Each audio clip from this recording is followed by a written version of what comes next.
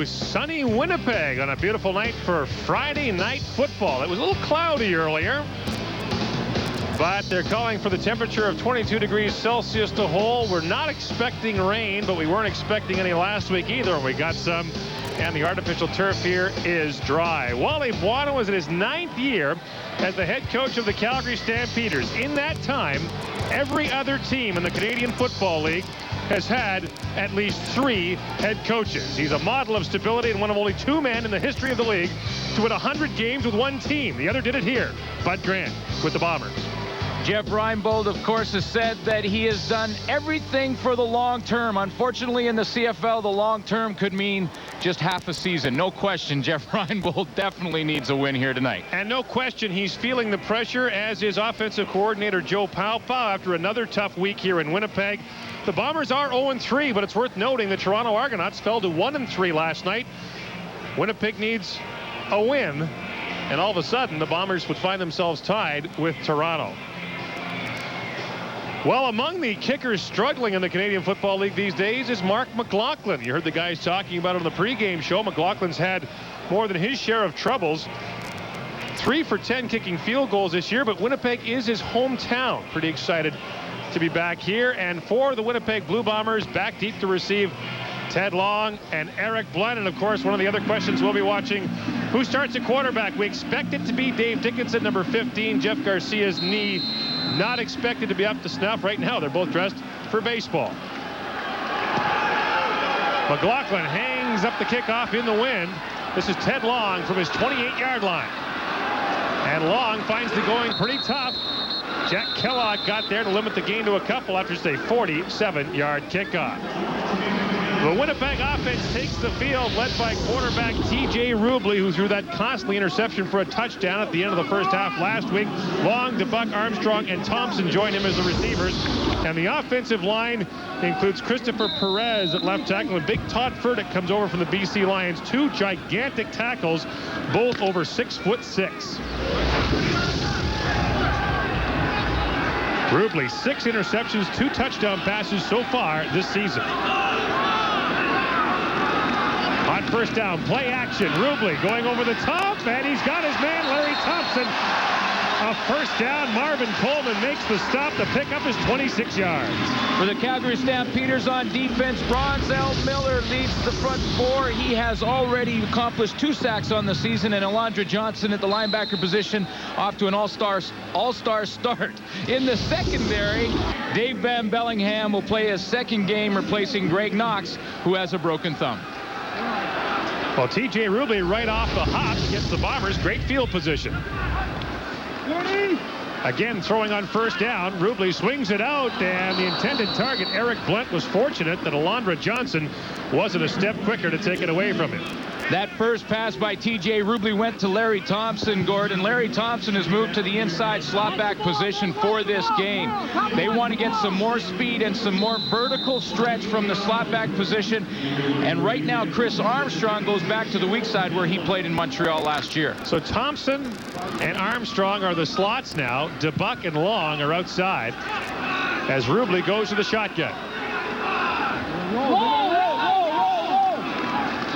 Rubley has time, has DeBuck. He's got a long way to go. DeBuck fights for the yardage, but he's stopped by the safety, Dave Van Bellingham, at the 46-yard line. That'll leave him 2 yards short of a Winnipeg first down.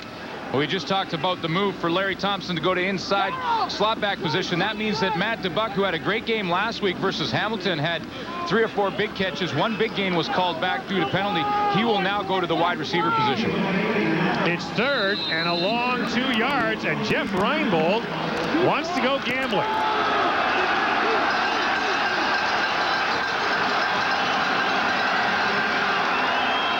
Blunt is the lone back in the backfield. The give goes to Blunt, bounces outside. Here's Eric Blunt. First down and then some, down to the 25-yard line. And Winnipeg, on a gain of 21 yards, has put together a drive that's much more impressive than anything it did last week. Real nice job of the right side of that offensive line, led by Mike Mihalik, to close that side down to allow Eric Blunt to bounce to the outside. And I love the call by Jeff Reinbold. 2 and a long half yard to go, and he goes for it. Now Rubley to the shotgun on first down.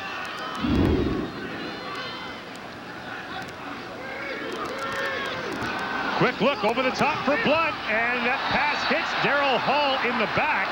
Crowd hollering for pass interference, and so is T.J. Rubley. Well, they wanted pass interference because Daryl Hall didn't look like he looked back to the ball while it was in the air. You see the end of this play. Number 4, Daryl Hall, runs right to Eric Blunt, doesn't make an attempt to look back at the football, and that could have been called screening very easily, and that was the argument. Daryl Hall, the 6-year veteran, twice a Canadian Football League All-Star.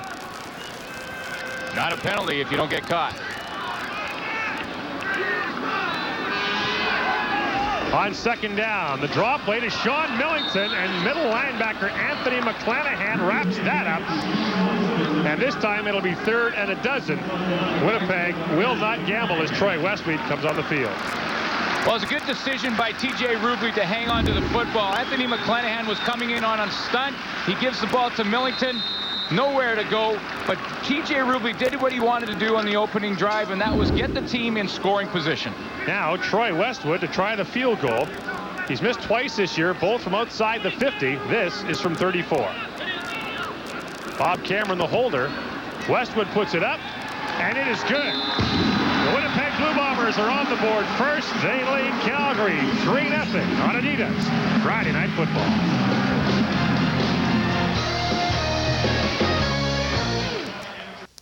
Back in Winnipeg, Dave Dickinson will start at quarterback for the Calgary Stampeders. Just the second start of his Canadian Football League career. Last week, 3 of 4 for 44 yards and a touchdown. Jeff Garcia's knee is not good enough to go, and so the 25-year-old from Montana in his 3rd year will direct the offense for the Stamps from their own 35-yard line.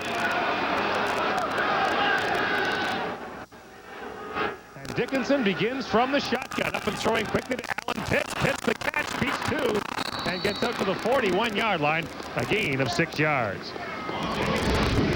The offensive lineup for Calgary with Dickinson at quarterback. He's got a great receiving core of Vaughn, Pitts, Danielson, and more, a veteran group. And in the backfield, Dwayne Ford, the 2nd leading rusher in the Canadian Football League last year. Kelvin Anderson, who finished the runner-up to Mike Pringle. The offensive line includes Ron Meyer at right tackle. He's the least experienced of all the offensive linemen in Calgary. He's playing his 40th game. Lots of experience up front for Calgary, which likely has the best O-line in the league. Dickinson to throw on second down over the middle for Vince Danielson through his hands, and Calgary will quickly be forced to punt. Well, Dave Dickinson gets a start, and although they have a different mentality when it comes to playing the quarterback position, Dickinson more of a surgeon, of course Garcia more of a linebacker type. They are the same sort of style, drop back quarterback, and defensively for Winnipeg, the game plan would remain the same no matter who started the football game. Back to punt for Calgary is Tony Martino, the #1 punter in the league, averaging 53 yards a kick.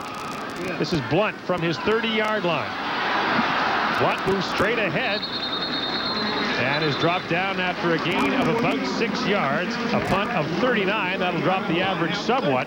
Stop is made by Calgary's Aldi Henry as T.J. Rubley comes back out. And now, what we saw last week with Winnipeg, Glenn, was an inability to build momentum. Now a key sequence for Winnipeg after the good drive on their opening possession. Yeah, and they really wanted to score on their first drive. They get down there, they get the 3 points. Now the second drive, they want to continue that momentum like you talked about, Gordon. Try and put some more points on the board, especially when you're playing a very good football team. You want to get that early lead.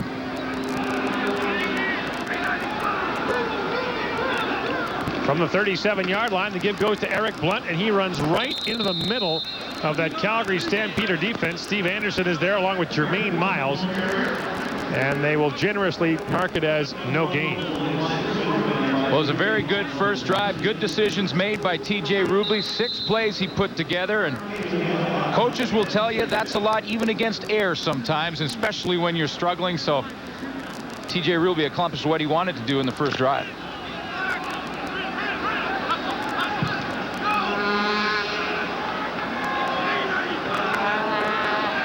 On second down, Rubley Lots of time, steps up, and that pass is a one-hopper to Chris Armstrong. Once again, Daryl Hall right around the football. This time, it's a 2-and-out for the Bombers, who will be forced to punt.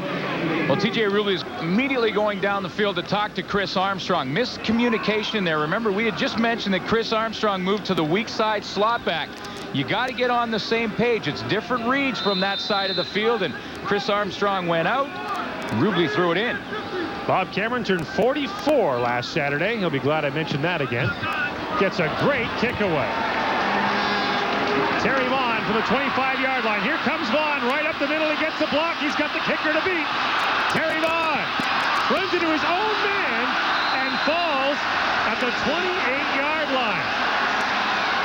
He collided with Aldi Henry, and that might have been the difference between Terry Vaughn being stopped there and taking it all the way.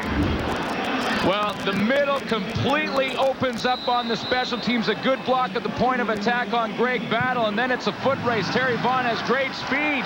He's beaten everyone but Bob Cameron in Winnipeg, and then he has to beat his own guy. Aldi Henry makes the tackle. A 57-yard return of a 48-yard punt. First down. Dickinson holds on. Now he's in trouble. Dickinson trying to scramble away, gets down to about the 26-yard line. A pickup of 3 yards. He is stopped there by Winnipeg's Joe Fleming. Well, for the Bomber defense up front, it's been a great start for Joe Fleming, who was acquired from the BC Lions. He already has 2 sacks, and Greg Battle, the veteran entering his 12th season, anchors the linebacking core. In the secondary, Brandon Hamilton returns to the lineup. He'll play corner for the injured Nick Ferguson. 3 from the shotgun. Here comes the blitz. Dickinson over the middle for Pitts. He's got the catch down to the 5. And just like you drew it on the pregame show, Glenn, when Calgary saw blitz, the middle of the field opened right up. Well, no question. Maurice Kelly's the free safety. This is Alan Pitts right here. He's going to go to the middle of the field. When he sees Maurice Kelly, the free safety, up in the line of scrimmage, the read is automatic. You go straight to the middle of the field, and Reggie Carthon has too much ground to make up.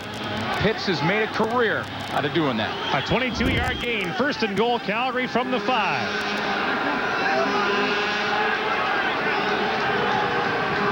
Dickinson from the shotgun. Can't find anyone open and just throws it away. He got hit at the end of the play. They'll rule it an incomplete pass. Tyrone Rogers had a hold of his leg, and then Grant Carter and Wesley Leasy came in for the kill. The war of 2 veterans, Gord. The last time we saw Alan Pitts get open in the middle working on Reggie Carthon. This time, Reggie Carthon does a nice job. There's Pitts. He's going to try and come across the middle again. Watch how Reggie Carthon, number 26, denies the middle to him. Jams it. Dave Dickinson has nowhere to go. Play is over. Second and goal from the 5. Dickinson to the end zone. Danielson, touchdown. Vince Danielson, his first touchdown reception of the year, and give a big assist to Terry Vaughn on the 57-yard punt return that sets up the short drive for Calgary. Grant Carter is right here. Now he's going to show blitz on this particular touchdown and then drop out of it. When he drops out of it, it's his job to try and pick up Vince Danielson. That's a mismatch that Calgary will take advantage of. So Dave Dickinson impressively moves Calgary downfield and throws the touchdown pass. His first of the year. He scored a touchdown last week, and Danielson, the UBC product, has his first major of the season. Mark McLaughlin for the point after now. Calgary has been scored upon first twice this season. On both those occasions, the Stampeders came back to win.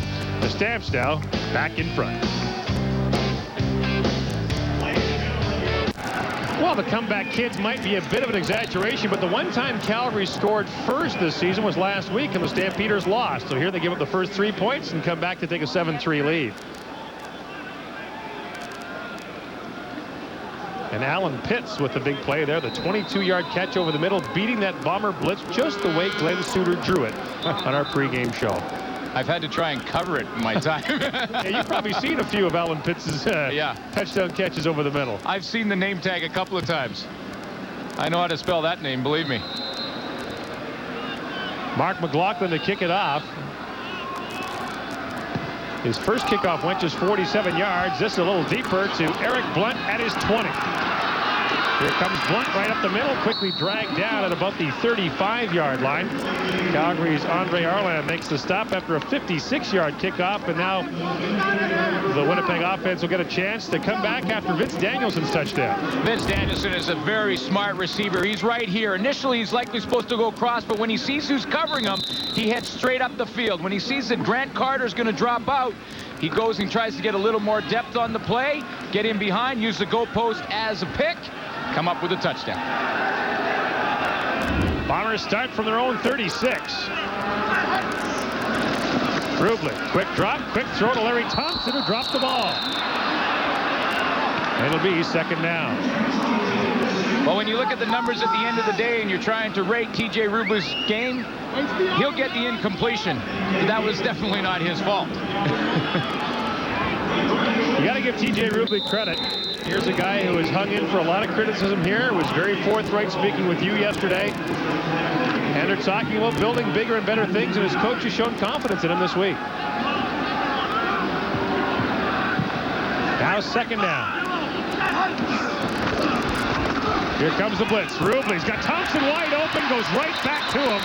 And Thompson has a first down into Calgary territory at the 52-yard line. You got to like a guy who goes right back to the guy who dropped the ball. Oh, it's essential, Gord, for the guy's confidence. Larry Thompson is a veteran, and he can read the coverage, head straight down the seam. But you're right.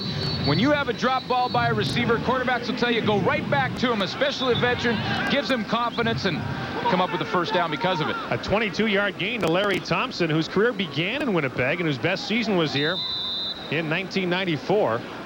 I mentioned to him before the game, I said, I see they've slid you into slot back position. Just a big grin on his face. Said, yeah, means I might get a few more balls in there.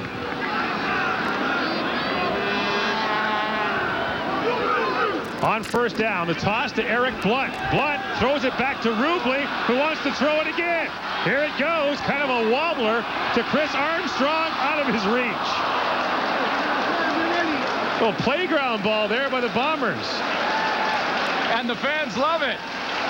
Well, they've been on them here for being predictable this week. That is not predictable. I guarantee you the Calgary defense have not seen this play before.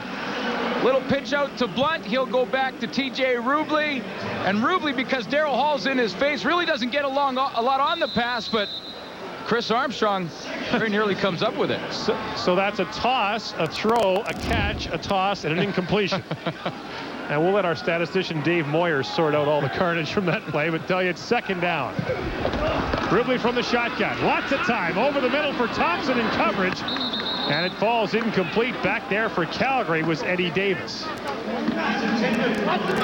Well, you mentioned Gord, TJ Rubley talking to me before the game, and I think the thing that I noticed most about him was his incredible knowledge of the game. We did a chalk talk. We got on the board, we got the pens out, we started talking about coverage and his reads in particular situations, and I was amazed that just in 3 games in 1 training camp, how much he had learned in the last, month and a half. Well, the point was being made yesterday that Doug Flutie had said in his first year in the league, the first 9 games were a blur. Bob Cameron to punt. His first game was about 300 games ago, and he booms another one to the corner. And where did it go out? They'll mark it as a single point for the Bombers, who are hoping to get them out at the 1.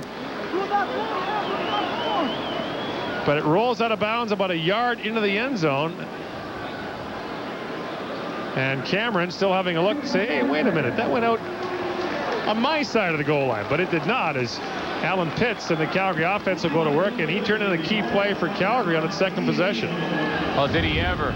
Number one, because he read the play perfectly, saw that Winnipeg was in the blitz, but number two, also because he had the ability to get open on the man-to-man, the one-on-one on Reggie Carthon. Dave Dickinson has worked with Alan Pitts enough to know that in a one-on-one situation, that's the guy he wants to go to. Alan Pitts' next touchdown will be the 92nd of his career, which will move him alone in the 3rd place on the CFL's all-time list, behind only George Reed and Brian Kelly. Here's the completion to Vince Danielson. Flags down everywhere as Danielson goes out at the 45-yard line. He's pushed out there by Don Robinson, a pickup of 10 yards pending the outcome of the flag, and referee Dave Ewell will let us know what the infraction was after he tells Calgary. Offside, Winnipeg. Well, the Bombers really were victimized by penalties last week. Offside. Winnipeg 72. Penalties declined. Second down. Glenn Scribner was offside. Last week, Glenn, Winnipeg penalized 16 times for 133 yards. Yeah, and always at the wrong time for them. Worth noting, though, that uncharacteristically, Calgary comes into this game as the most penalized team in the league. Second and inches. Dickinson will go straight ahead. And after seeing what happened here last week with Hamilton, Calgary taking no chances, where the Ticats gambled on 3rd and inches, appeared to get it, but were the victims of what appeared to be an ungenerous spot. For them, absolutely. They actually lost the ball on downs. But you never know on those short yardage plays. It could be a couple of inches, but if you drop the snap or fumble it around or don't get the good spot, it can go the other way. First down now for the Stampeders, just outside their own 45. Back up, Terry, back up. Oh, all kinds of early movement there. It looked like the Stampeders jumped. And that might have been the Big Chill, Fred Childress, who moved. And when Big Fred gets into motion, it's hard to stop him. Well, I could hear Dave Dickinson's signals from up here. Illegal procedure. Calgary number 50. Still first down. They said Jay McNeil on the other side. You could have taken your choice on that play, I think. Dave Dickinson drew himself offside and the rest of his guys, because he was barking out the signals on that one and got the guys up front a little jumpy. Now 1st and 15. 3.5 minutes to go in this opening quarter. Calgary leading 7-4. Dickinson under pressure, gets it away underneath. This is Terry Vaughn.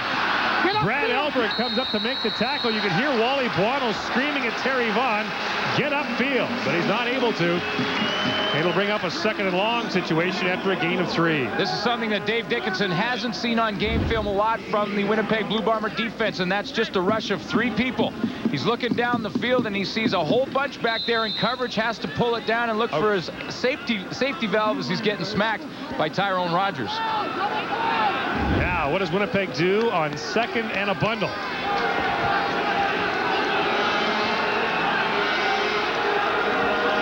Dickinson from the shotgun. Winnipeg rushes just 3, but Joe Fleming gets there.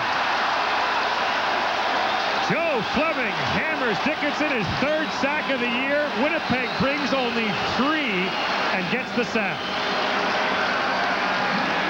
He's got tremendous hands, and he's a great athlete, and he's coming off the edge.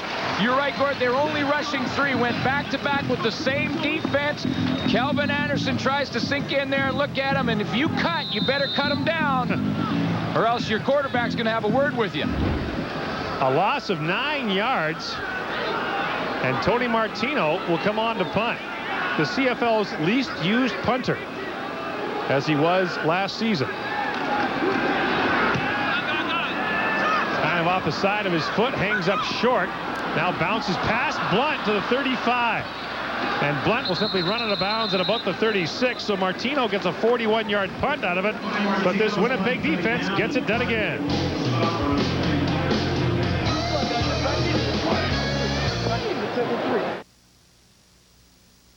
Friday night football tonight. Great night in Winnipeg, the Grey Cup City.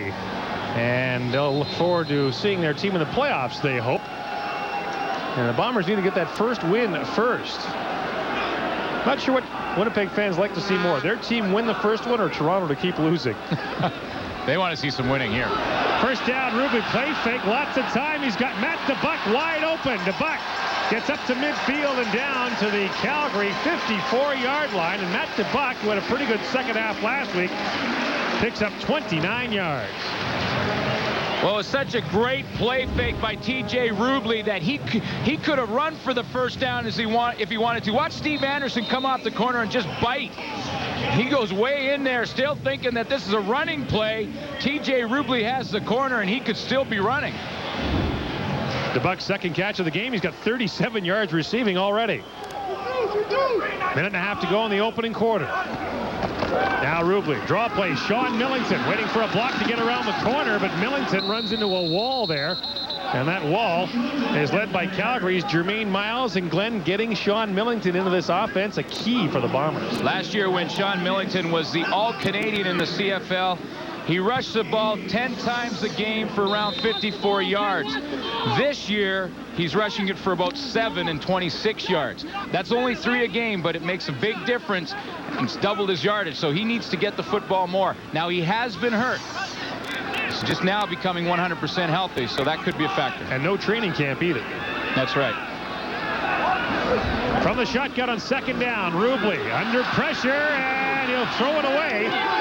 And that's the rule change in the Canadian Football League. We think if the ball crosses the line of scrimmage, it's not intentional grounding. But Dave Ewell did throw the flag, and now the question is, did the ball get to the 51-yard line? There's no infraction on the play. Pass is incomplete. Third down. So it did get to the 51. And it goes as an incomplete pass. Well, here's a young quarterback in this league trying to figure out all the rules. At least he knows one, how to throw it away, because Steve Anderson was all over him, and he knows all I have to do is get it across the line of scrimmage, and he does that. So Cameron on the punt. Terry Vaughn had a 57-yard return on Cameron's last kick. So not surprisingly, they're angling it away from Vaughn. Marvin Coleman sees it go past him into the end zone for another single point for Cameron. And Calgary now trails by 2, but the veteran Cameron was hoping for field position, not a point. Well, interesting situation in Calgary, Glenn, with Dave Dickinson and Jeff Garcia. This week it was well documented that Jeff Garcia turned down Calgary's latest 3-year contract offer. He'll test free agency at the end of the season. But Wally Buono told Eric Tillman and others this week, very simple. Either Garcia or Dickinson will be under contract by the end of the year. And Garcia said, I don't feel that starting should be in jeopardy like the papers have made it. I'm not very happy about it. And he heard a smattering of boos last week in the loss to Montreal. Flags fly on the first play from scrimmage. Well, Gordon, there's no question, though, that Jeff Garcia right now and for this season is the number illegal one quarterback. procedure. Calgary 59. Still first down. Rocco Romano was the man who jumped there. Second procedure call against Calgary. I mean, Jeff Garcia will start as long as he's healthy enough to start. He wasn't tonight, and that's why he's on the sideline. But there is no quarterback controversy in Calgary this year. No question about that. First and 15 now for Dave Dickinson and the Stampeders. Should be the final play of the opening quarter. Dickinson quickly screens it out there for Terry Vaughn, waiting for a block. Vaughn gets away from the first man, but Joe Fleming comes back to grab him after a gain of 5. He gets up to about the 40-yard line. An entertaining opening quarter comes to an end as the Calgary Stampeders lead Winnipeg 7-5. Thank you, James. We'll come up with a catchy nickname for you guys at halftime. We'll be working diligently at that. But right now, let's take a look at the numbers from the opening 15 minutes. And much more encouraging, I think, for Winnipeg as opposed to last week. 106 net yards. And notice this, just 3 yards rushing for Calgary. And that's it. This Winnipeg defense has done a good job defensively. Remember, last week, 2 touchdowns were scored by the defense of Hamilton. Yeah, Kelvin Anderson is a key part, and so is Vince Danielson. Danielson came up with a touchdown on that drive after the punt return, but Kelvin Anderson has to become more involved in this offense. Dave Dickinson, by the way, has all 3 yards rushing for the Calgary Stampeders. And he is in the shotgun on second and long. Steps up and throws it in behind the intended target, Aubrey Cummings. Cummings, a first-year man out of Acadia, has turned out to be a key 5th receiver for the Stamps, but that time the ball went behind him. He had a great game against Toronto. 5 catches for 62 yards in that game, but you know that he's not going to be on the same page all the time with this quarterback. He's new. It's rookie season. He was the Heck Crichton nominee from the Atlantic University Association last year, playing for the Acadia Axemen. Only his 2nd year playing football. He was a basketball player in college and just played football in his last year. So Tony Martino comes on to kick. And this is a situation where Winnipeg could use a big play from special teams. But Calgary, as always, excellent at the kicking game. Well, the veteran coaches like Wally Bono. Calgary number 11. Still third down. Time count violation as Calgary did not have the requisite number of players on the field, and now Aubrey Cummings, who was the intended target on second down, has to come back a little sheepishly for third down. Don't let your mistakes compound. You make one. He just wants off now.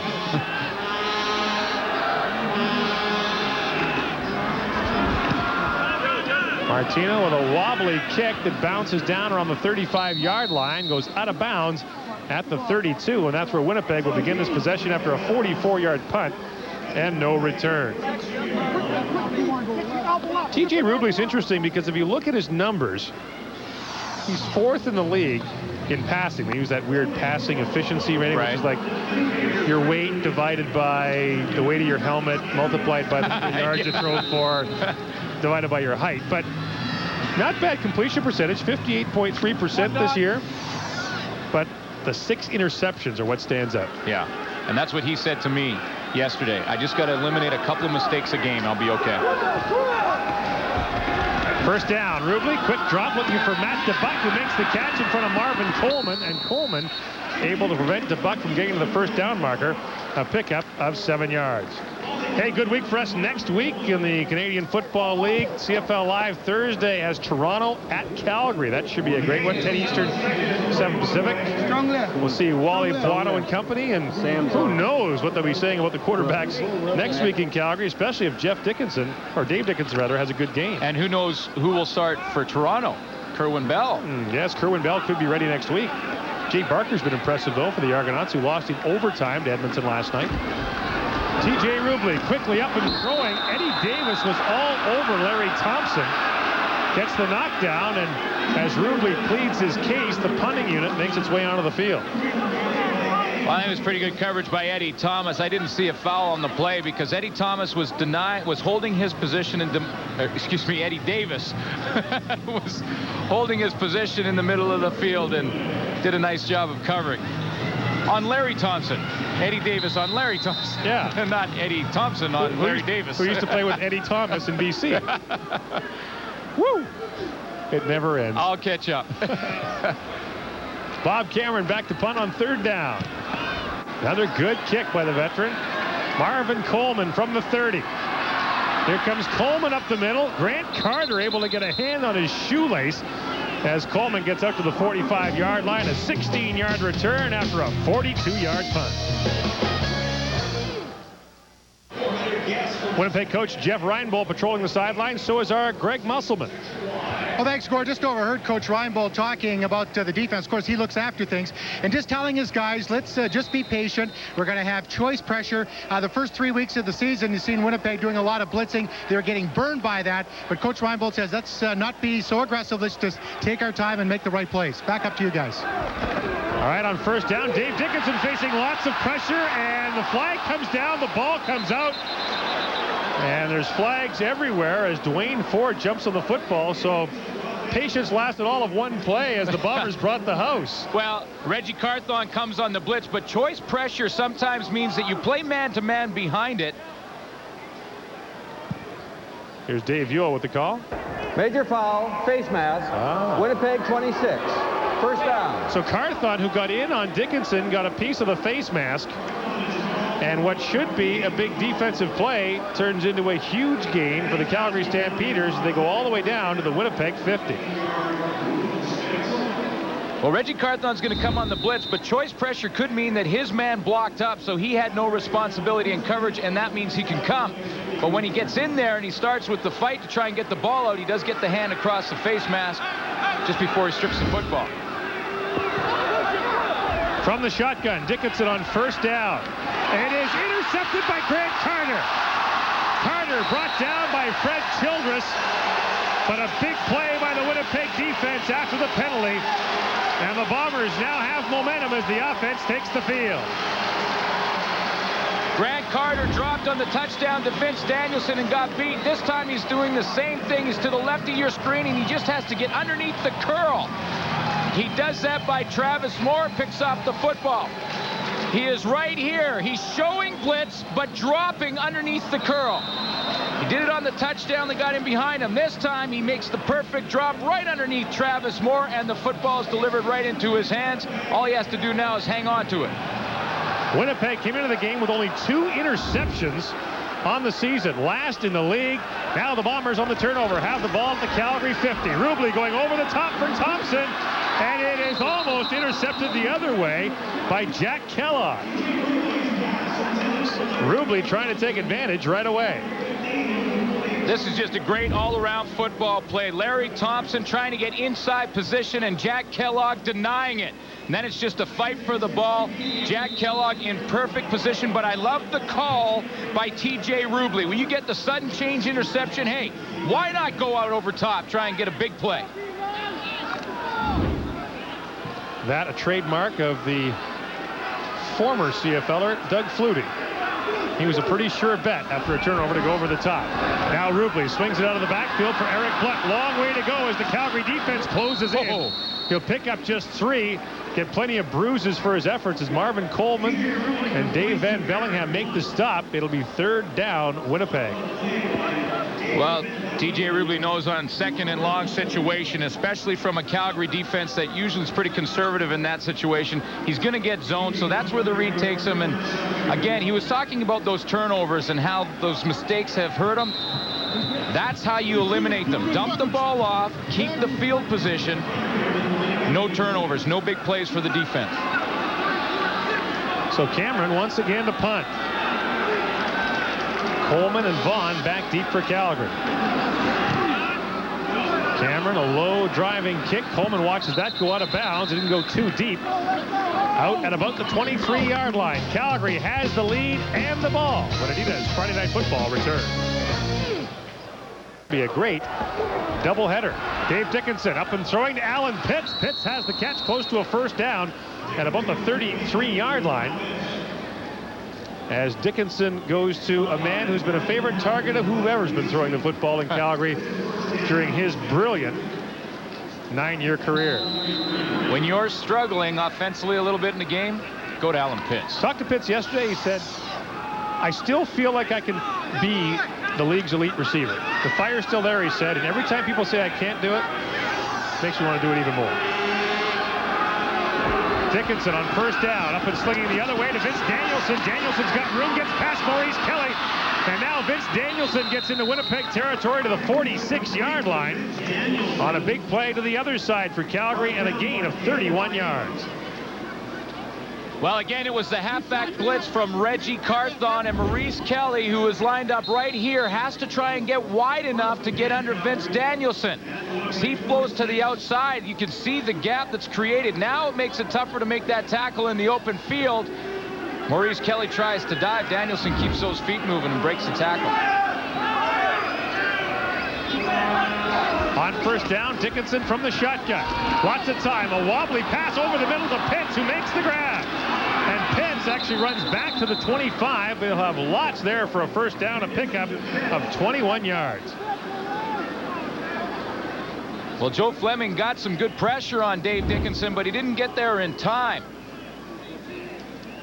Good hands by Fleming. Double swim move there to beat 2 guys. He does get the pressure and get the hit, but it just wasn't in time, and Dickinson delivers a pass. So Dickinson takes the shot, but his team gets the 1st down to the Winnipeg 25-yard line. 9 minutes to go here in the opening half.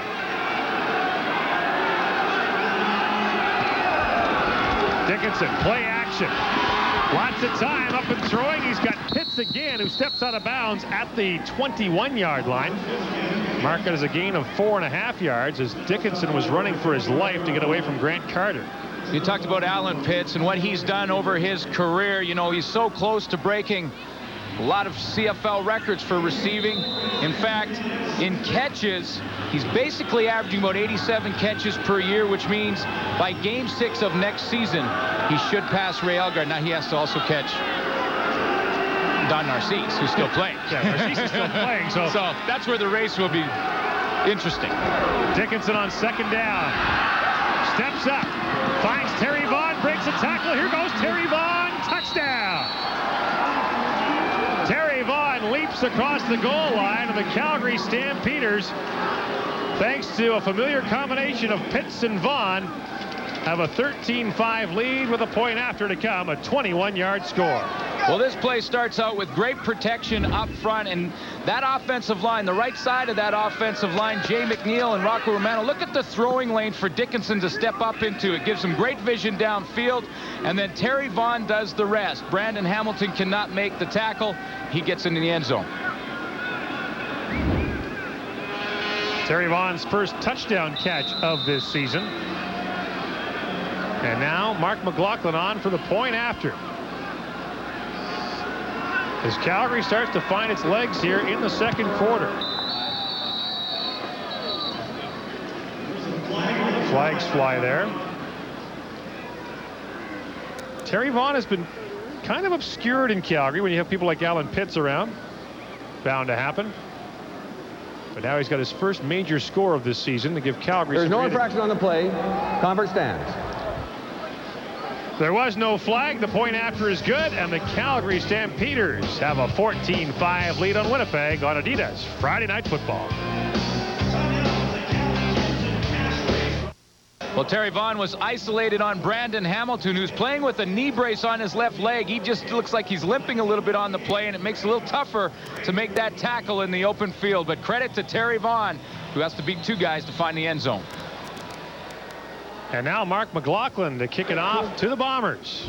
Eric Blunt from his 10-yard line. Blunt in behind that big wall, gets out across the 30 to about the 34. Roger Reinson comes up to make the stop. Well, this isn't the first time that Terry Vaughn has put a hurting on Winnipeg. He did it last year as well, scoring a couple of touchdowns in a runaway Calgary win here in Winnipeg. What's interesting about those two touchdown catches, they were the only two catches he had in the game. So with the touchdown catch in this game, 3 of the last 5 receptions Terry Vaughn has made against the Bombers have gone for touchdowns. It's not bad numbers. He's like, how can we move to the east? We'd like to play them more. Just throw it to him. Yeah. Rubley on first down gives it off to Eric Blunt. Nothing doing there. Jeff Traversy got in quickly, and now some pushing and shoving breaks out. Bronzell Miller got knocked down by Craig Hendrickson, who took exception to something that went on in that pile, and there are no flags.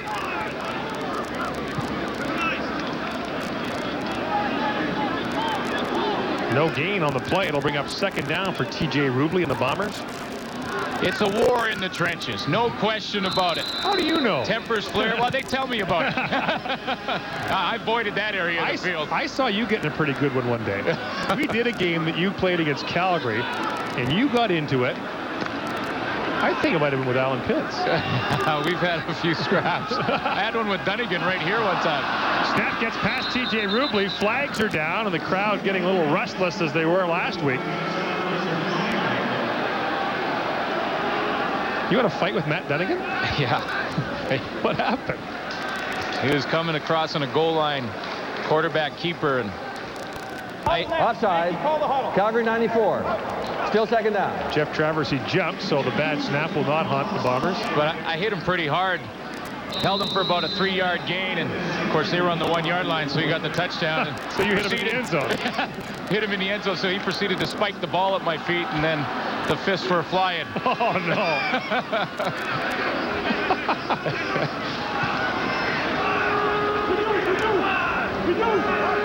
Second down for Rubley. Lots of time, guns it out there, but it's past 10 long and incomplete. And they're on him again in Winnipeg. Yeah, you can hear the boos coming from the crowd here in Winnipeg. But it really hasn't been TJ Rubley's fault in this game. The punt return by Terry Vaughn set up the first touchdown, and then a couple of missed tackles defensively have cost Winnipeg these 2 touchdowns. So really, it hasn't been TJ Rubley in this first half. Nice of you to be good to a Bomber quarterback. What if you fought with one of their other ones? I'm so horrified, Glenn. It's a side of you I never knew. Bob Cameron just gets that kick away, and it's a good one. Terry Vaughn from the 25-yard line runs right into the arms of Sean Millington. A 45-yard punt by Cameron and a return of just 4 yards.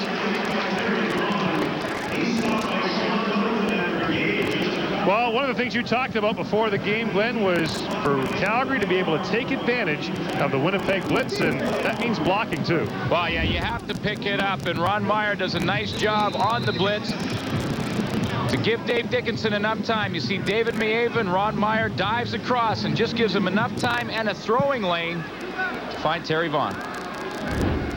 Calgary starts now at its own 30 with 6 minutes to go in the first half, and they'll start a little bit too soon as flags go everywhere. And procedure will be the call against the Stampeders. This is very uncharacteristic of Calgary, as we mentioned earlier. Calgary number 50, still first down. Jay McNeil jumps again. This is 3 procedure penalties against Calgary in the game, and a couple of offsides as well, but Calgary is the most penalized team in the league coming into this game. Which is surprising because the Wally Buono team is a very disciplined team. You won't see a lot of those penalties, surprisingly, you have this year. Dave Dickinson off to a hot start here, 11 of 15 for 142 yards and a couple of touchdowns. They fake the draw play. Dickinson and Terry Vaughn gets a great block from Ron Meyer, and now Vaughn to the middle of the field. Gets up to about the 34-yard line, a pickup of 8. And Ron Meyer got the big eyes there because the big old lineman saw a little DB in his sights. Oh, they love that. I mean, this is a chance for one. They get to run a little bit. And Ron Meyer gets a chance to fly out there. Terry Vaughn just a couple jab steps and then come back. Now you see, here comes Ron Meyer. He's going to see the little DB in his sights. Well, it's actually David Mayevan, who's a small linebacker. Yeah. And get pretty excited about it. Looked like Pitts was offside. Flags are down, and the pass is in the feet of Aubrey Cummings. Now, they changed the rule in the Canadian Football League on this as well, that as long as the slot back doesn't cross the line of scrimmage, he can be at the line at the snap. They call that the Ray Elgard rule. Ray Elgard somehow timed it perfectly every time, according to him. Sometimes Elgard was 5 yards Offside. deep. Calgary number 2. Penalties declined. Third down. So they call it on Terry Vaughn. The penalty declined, and a disgusted Wally Buono shakes his head. Wally will likely mention the penalty situation at halftime. Quite aggressively, I might think. And you can see Wally pointing out that's 3 procedures. What's going on? And Martino back to kick. This has been like a 4-game set for him. He's punted more in this game than he punts in a month. Ted Long and Eric Blunt back deep to receive. Here comes the rush. It's blocked. Maurice Kelly got a piece, and it's a foot race. Ford gets back there to follow the ball. He tries to kick it again. And the Bombers have it at the Calgary 5.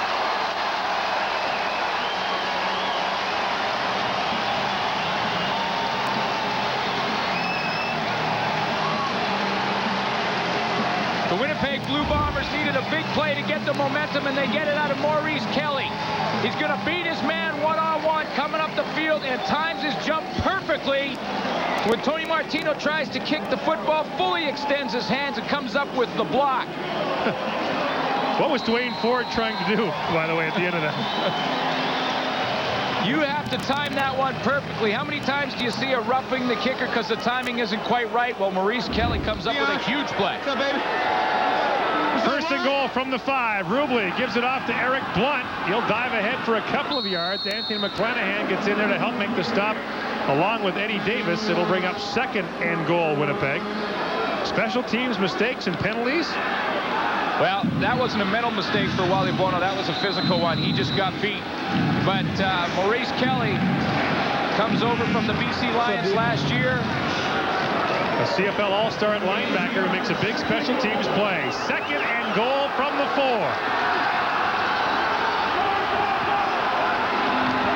Rubley, quick drop, guns it, touchdown. Ted Long.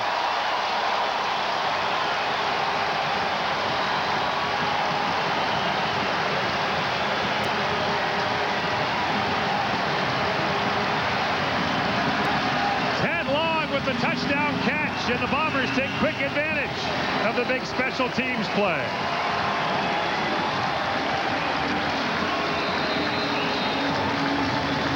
From a coaching perspective, the play was the perfect call. And they had to score on that play, no question about it. TJ Rubley almost threw that ball through Ted Long. Westwood puts the point after, up and good.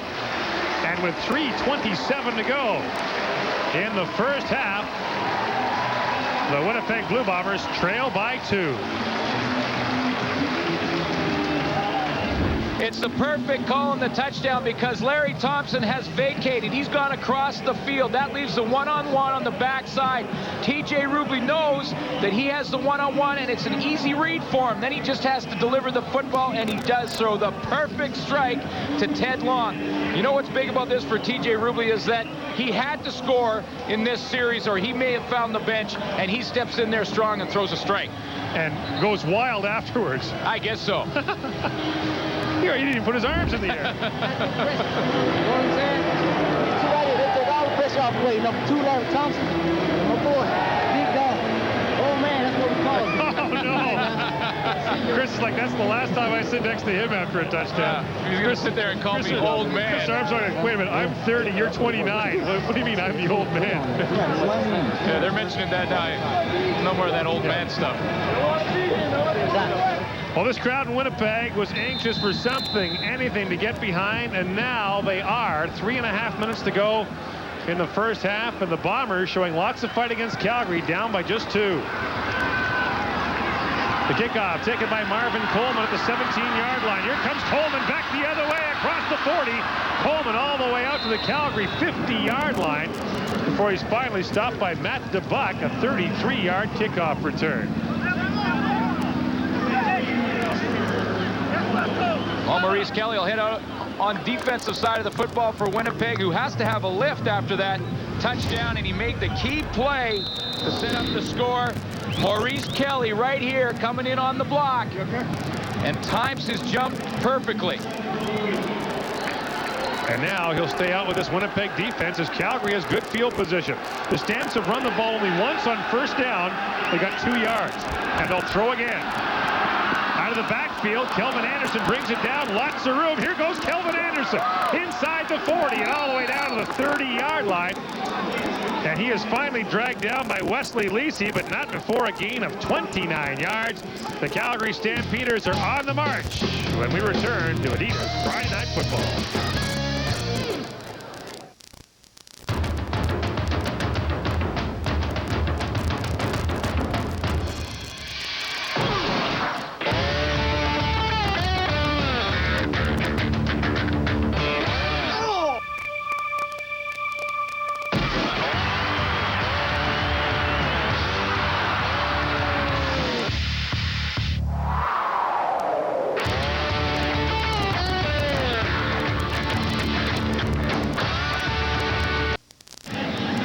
14-12, Calgary leads as Kelvin Anderson finally gets into the act, Glenn. Yeah, we talked about it at the end of the first quarter that he had to get the football more.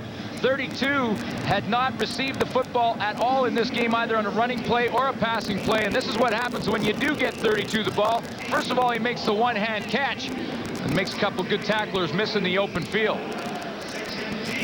2:54 to go in the first half. A touchdown scored against the Bombers at the end of the first half last week was a killer. Now Winnipeg really trying to avoid the same thing this week. Well, credit to this offense and special teams for Calgary. Both times that Winnipeg has come up with points, Calgary has come back and responded right away.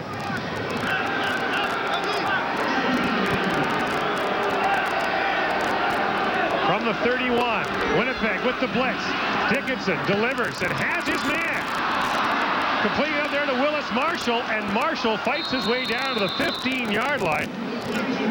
Marshall, the first-year man out of Youngstown State, makes his first catch of the game, and it's a big first down on a gain of 16 yards. Willis Marshall had a great training camp and, in fact, beat out Fred Bailey, a veteran receiver of a year for Calgary, so that's why he will play that fifth receiver position. He came up and introduced himself before the game and said, "Hey, Gord, can you say hi to Melanie in Calgary?" I said, "Sure."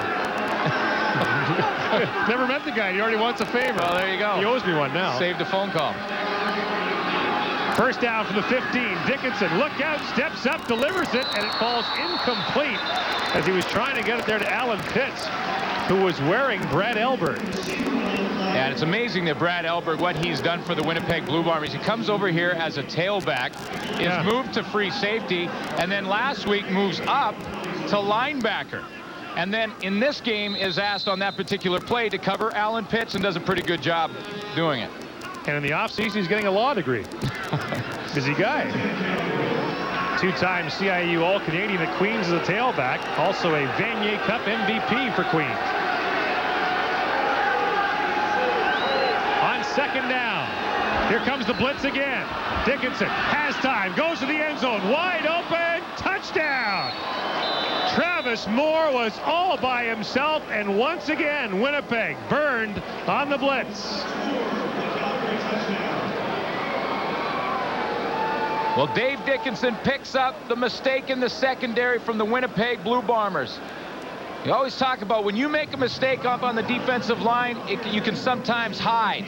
But you cannot hide when you make a mistake in the secondary. And there was a switch that was supposed to happen in the secondary. It didn't. And Travis Moore is wide open. That's the third touchdown pass of this opening half for Dave Dickinson. Had Travis Moore not been able to make that catch, the Stamps would have been shaking their heads for a good hour or so. It's the toughest catch to make. Mark McLaughlin puts the point after up and good. A key sequence for the Calgary Stampeders, who quiet this big crowd in Winnipeg. With 2:07 to go in the first half, it's 21-12 Stampeders. Travis Moore, it's the middle of your screen. When you get three receivers on one side of the field, defensive backs will sometimes switch. You see Don Robbins up there with Kwame Smith, and they're going to try and switch. He bites and looks at the quarterback, and now Travis Moore just has to find the football.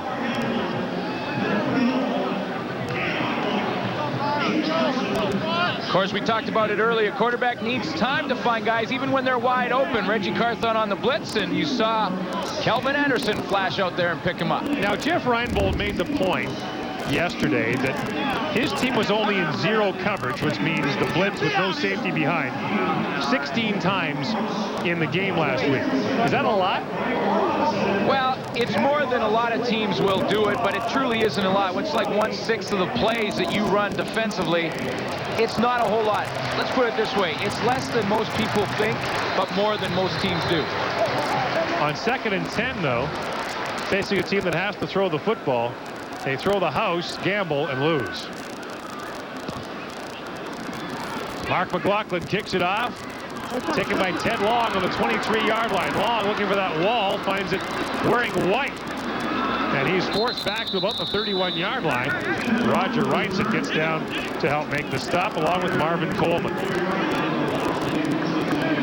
Well, an impressive drive for the Calgary Stampeders, keyed by special teams, big grabs. Remember Kelvin Anderson with the big catch to go for 29 yards. It's a 4-play, 60-yard drive, capped off by Travis Moore's 4th touchdown catch of the year. He had only 6 touchdown receptions in all of last season. And he loves to play against the Winnipeg Blue Bombers.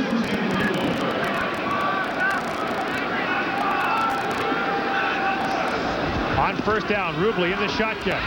Throws it off underneath for Chris Armstrong. Armstrong being ridden down by Anthony McClanahan. That's Armstrong's first catch of the game as he gets up to about the 40-yard line. And Armstrong, who spent a lot of time with TJ Rubley this week, finally has a catch to show for it. Well, he spent a lot of time because he's a little bit frustrated. He's moved to the weak side. He's just going to catch a little under route on this play.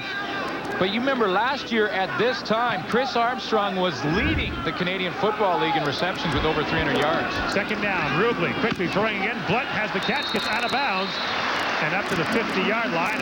1:43 to go in the first half as Winnipeg goes to the hurry-up offense. It was a gain of 11 for Blunt. Last week they went into hurry-up with about 40 seconds left, and that's when Rubley threw the interception for a touchdown, and which was the key play in the game. There's a lot more time now, so I think it's a great decision to try and come up with some points. Rubley over the middle. He's got Chris Armstrong wide open, and he makes the catch. No, they ruled him in behind. He did not. The official in front said he'd hung on the second try, but the official in behind said he didn't make the grab on his own rebound. Well, let's take a look. You be the judge. You see the very end of the play, gets the one hand on it. Nope, hit the turf. Definitely hit the turf. You saw it right at the end of that play. Oh, ball comes down and hits the turf, and Jack Kellogg saves a big one. Well, his cousin Daryl Armstrong plays for the Orlando Magic. Maybe took a few rebounding tips from him. Now second down. Here comes the blitz from Calgary. Rubley's in deep trouble. Trying to find anyone open, just fires it up the field, and it's out of bounds as that pass might have been intended for Wally Buono. It'll bring up third down with a minute and a half to go. Well, TJ Rubley's under a lot of pressure from the middle of that Calgary defense. Jeff Traversy pushing up the middle with Anthony McClenahan coming on the stunt, and then he has to bubble around the official as well. So that cost him another 5 yards, and that was the 5 yards that didn't allow him to complete the pass. Bob Cameron will have to come on and kick. Terry Vaughn back deep to receive along with Marvin Coleman.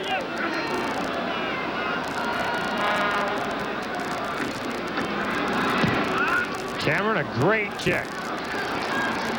Taken by Vaughn at the 15-yard line. Flags are down. That'll be no yards. Here comes Terry Vaughn. Look out. Out across the 40 he goes. Gets past Carthon and all the way out to the 52-yard line. Terry Vaughn with a huge return again for the Calgary Stampeders. Earlier he went 57 yards. This time he goes 39, and you can tack on no yards to the end of it. Well, it's one thing or another for the Winnipeg Blue Bombers, and in this game here tonight, it has been tackling both defensively and on special teams. And Terry Vaughn, who's a very strong runner, made about 4 guys miss on that play. Terry Vaughn having a tidy night catching the ball, 4 for 41 for a touchdown, and a pretty good night returning the ball too. Over 100 yards in punt returns in this first half.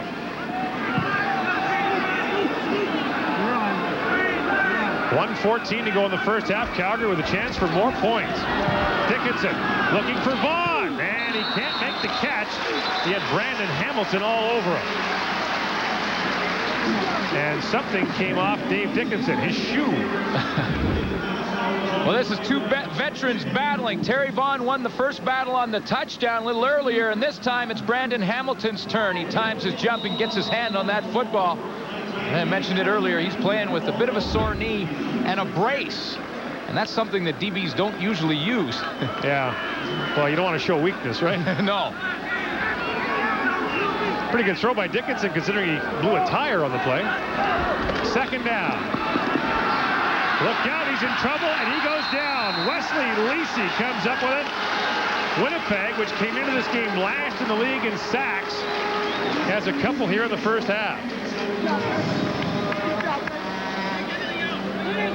I think Wesley Lisi's going to have the sack recorded in his stats, but it was pretty good pressure by Tyrone Rogers up the middle and Grant Carter off the edge, that was the first guys that Dave Dickinson sees. And that allows Wesley Lisi to get him around the corner. Now Martino to punt. Of course, he's had one blocked in this opening half by Maurice Kelly. Long and Blunt are back deep to receive.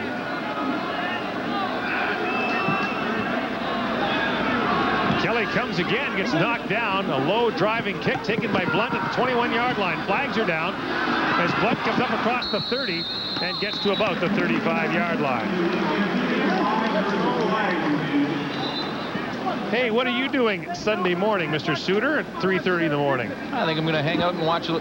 I'm sleeping. I'm sorry. Well, you can tape it. 6:30 a.m. Eastern, 3:30 a.m. Pacific. The Austrian Grand Prix as TSN's live Formula One coverage continues. 37. First down.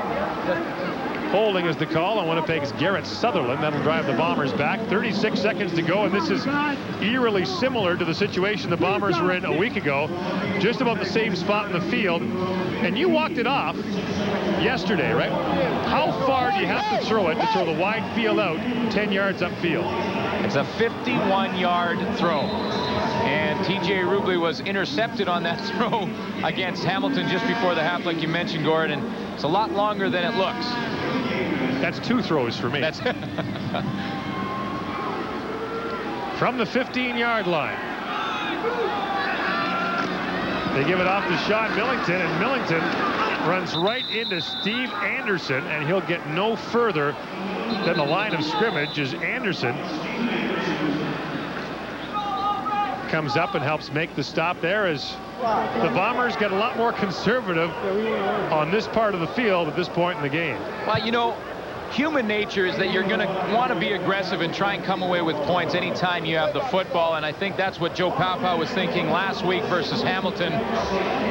You know, you can second guess all you want. I mean, if T.J. Ruby drives the team down and they come away with a field goal last week, it's a big momentum switch. Now, Calgary calls timeout here. A good move by the Stampeders to stop the clock with 32 seconds left. A quick stop here by Calgary. Winnipeg would be forced to punt. The Stampeders could get a field goal out of it.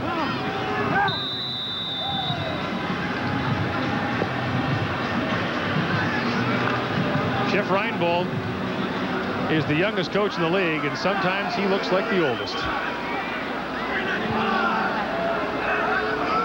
From the shotgun, Rubley. Quick throw to Ted Long. Long's got a long way to go, and he gets whacked around, and they're still going.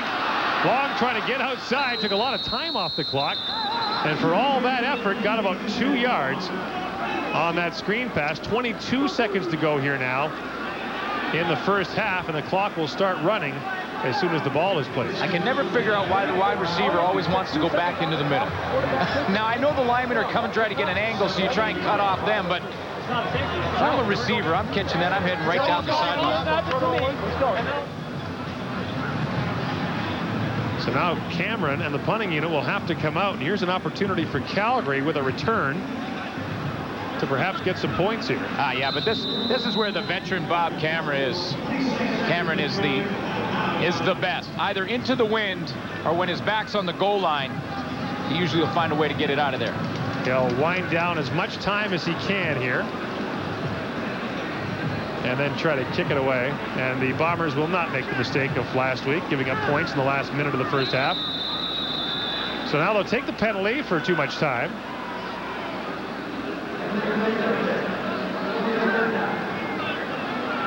And Reinbold will send the offense back out to down the ball now. So Ted Long got the job done there, running around there for a few seconds. Certainly did, and it's a good decision by Jeff Reinbold, because now you just have the quarterback center exchange to worry about rather than a long snap to a punter. Well, here's a situation where the Bombers are now still in the game, down only 9, whereas last week they went to the room down 15 at the half after giving up a back-breaking touchdown. So Winnipeg with some positive things to build on after the first half. Yeah, and last week they were emotionally down after that interception. So this week, you're right. Feel pretty good offensively about the half they had. They've done some good things on special teams with play by Maurice Kelly. So now they go back and regroup, try and make some adjustments, and see if they can put a good second half together. Winnipeg looking for that elusive first win as Calgary is coming off its first loss of the season last week. Ruby makes sure the clock hits 0. And it does. The Winnipeg Blue Bombers and Calgary Stampeders trade punches in this opening half. And Calgary will go to the locker room with a 9-point lead on Adidas Friday Night Football.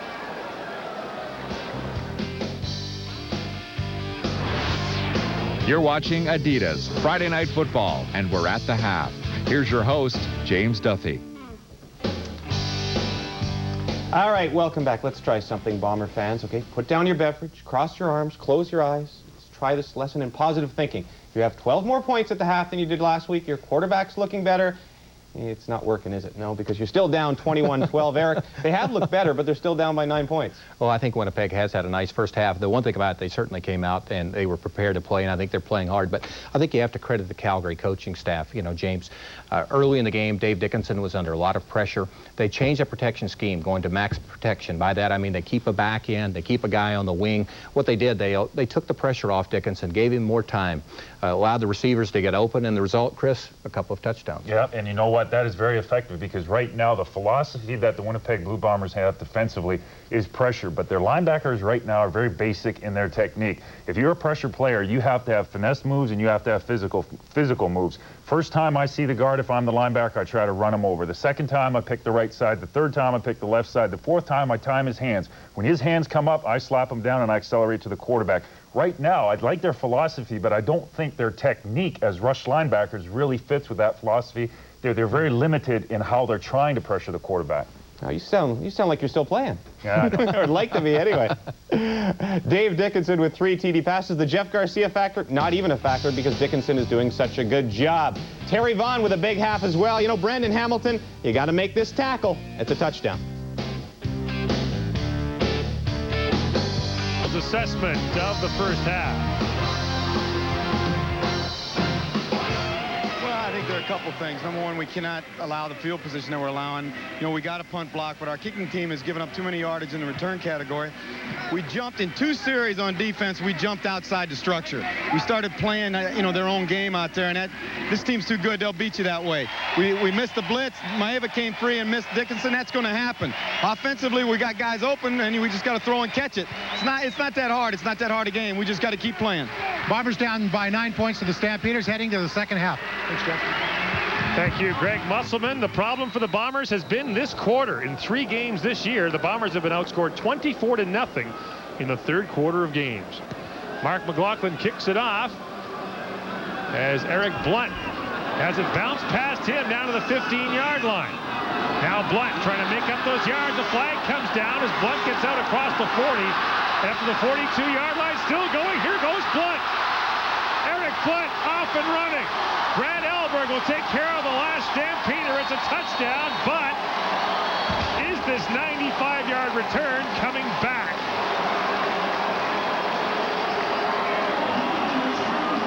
And it would appear that it is.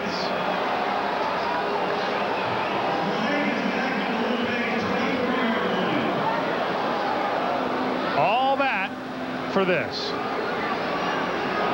Oh, touchdown stand. Wow. The Stampeders brought their defense on the field, but the touchdown stand.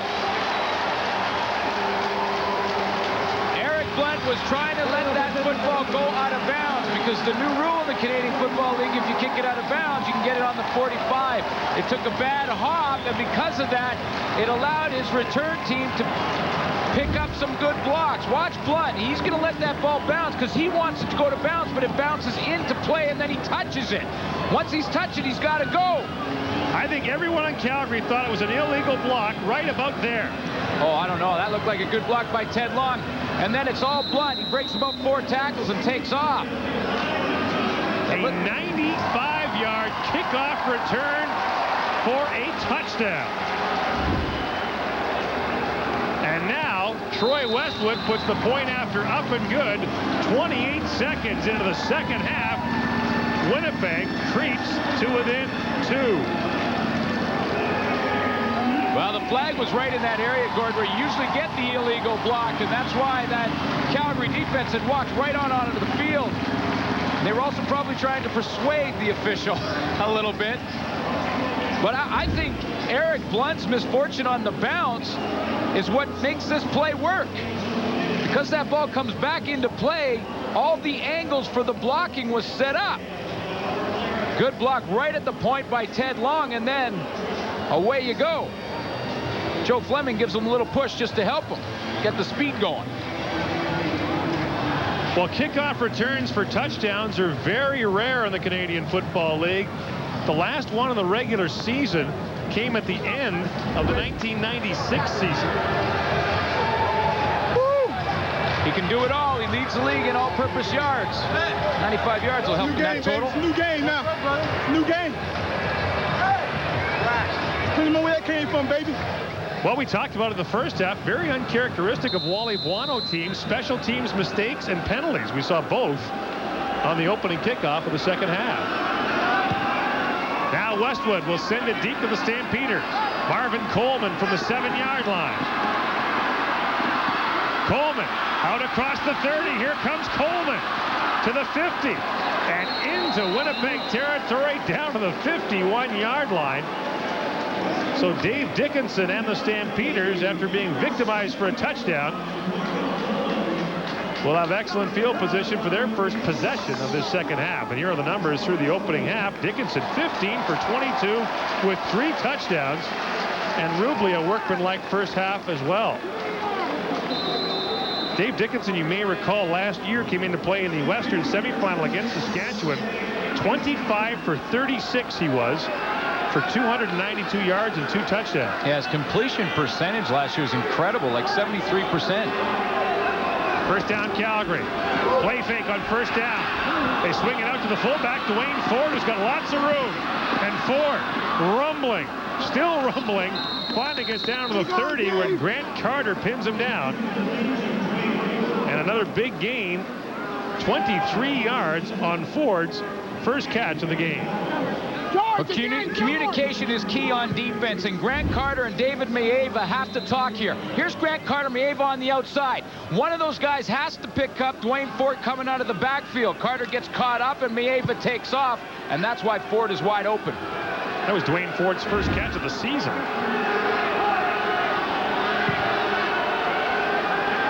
First down, play fake again. Dickinson wanted Pitts, but he was covered. Now tries to one-hop, but there it's intercepted. It is picked off by Maurice Kelly. His 3rd interception of the year. And will it stand? They haven't made a call yet. The officials are meeting about it. And it is an interception. 2nd of the game by the Bombers. Well, initially, Joe Fleming is right in the backfield, and Dave Dickinson has to take off and get to the outside. Now he's throwing on the run, something he's not known to do in the past, and he lets that one float out there, and a super catch by Maurice Kelly, who, remember, earlier in the game came up with a blocked punt. Now he comes up with a key interception to stop this Calgary drive, and that looked like a good call by the officials. And it was a good decision by the officials to meet and make sure they made the correct call on the play. Bombers start now from their 12, and Rubley will throw right away. DeBuck with the catch, waiting for some blocks, and they'll arrive too late. Eddie Davis gets up to help make the stop.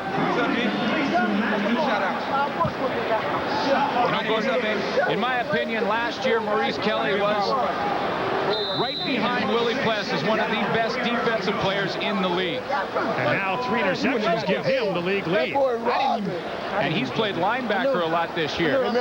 He's safety tonight, but he has played up in the linebacking corps as well. Game was 6, it's 2nd and 4.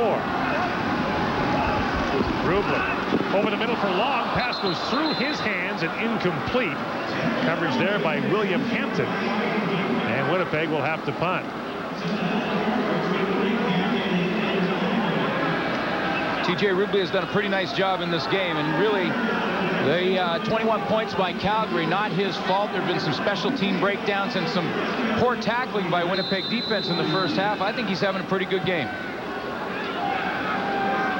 Ryan Bold and the Bombers sweating out on the sidelines, trying to get that first W of the year. And Bob Cameron will once again have to punt. Special teams have been a big part of the story tonight. Cameron with a low kick. Bounces in front of Terry Vaughn. At midfield, here comes Vaughn. Flags come down as Vaughn gets down to about the 48-yard line. Calgary with great field position. When Adidas Friday Night Football returns to Winnipeg in a moment. Jeff Reinbold turned 40 last year and turned 90 at some point this week. There's an interesting quote in the coaching room with Jeff Reinbold. He said, "It's been 9 months since we've won at home. I hope the baby's due tonight." Calgary on first down. Give it off to Kelvin Anderson. Here's Anderson through the middle of that Winnipeg defense down to the 35-yard line. Anderson's 2nd carry of the game. Well, I don't quite understand why he doesn't get the ball a little more. He caught one out of the backfield and made big yardage on it in the first half, and now gets the ball the first time in the second half and takes off through a huge hole. So he is an integral part of this offense and hasn't really seen the ball a lot tonight. The game of the play was 17 yards, and Calgary now on the march. Dickinson from the shotgun on first down. Here comes the blitz. Dickinson stands in there, and he's got his man, Terry Vaughn, close to another first down at about the 23-yard line. And Terry Vaughn, the bomber killer, is at it again. What a great job by Kelvin Anderson to pick up the blitzing David Maeva. Kelvin Anderson's right back here and has to slide in here to give his quarterback time, or else David Maeva is right there. See him clean? Gets in there and cuts him right there. Perfect block by Kelvin Anderson.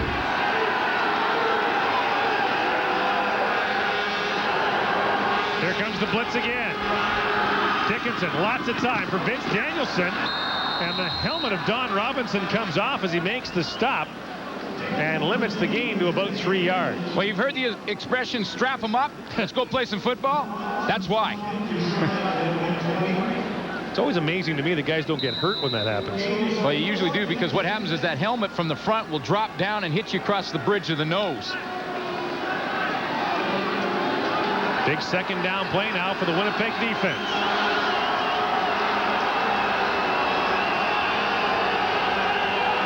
Here comes the blitz.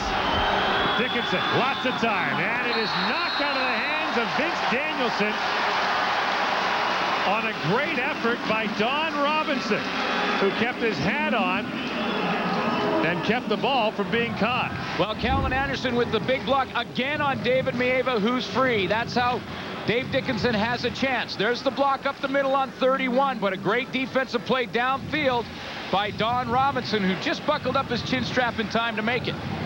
And now Mark McLaughlin comes on to try a field goal, his first try of the game. And he's had a miserable season, as we pointed out earlier. He is 3 for 10 on the year and just 1 for 5 inside the 40. But he's kicking tonight in his hometown of Winnipeg. This from 27 yards out. Dickinson the holder. McLaughlin puts it up and through. Calgary gets 3 and extends its lead to 5 with 9:31 to go in the third quarter on Adidas Friday Night Football. Well, Gord, you mentioned that Mark McLaughlin has got off to a slow start this season. Remember, last year he went 2 for 7 to start the season, just 28%, and bounced back to become the Western All-Star. So looks like McLaughlin's well on his way to bouncing back again this year. And his team got off to an 0-3 start last season.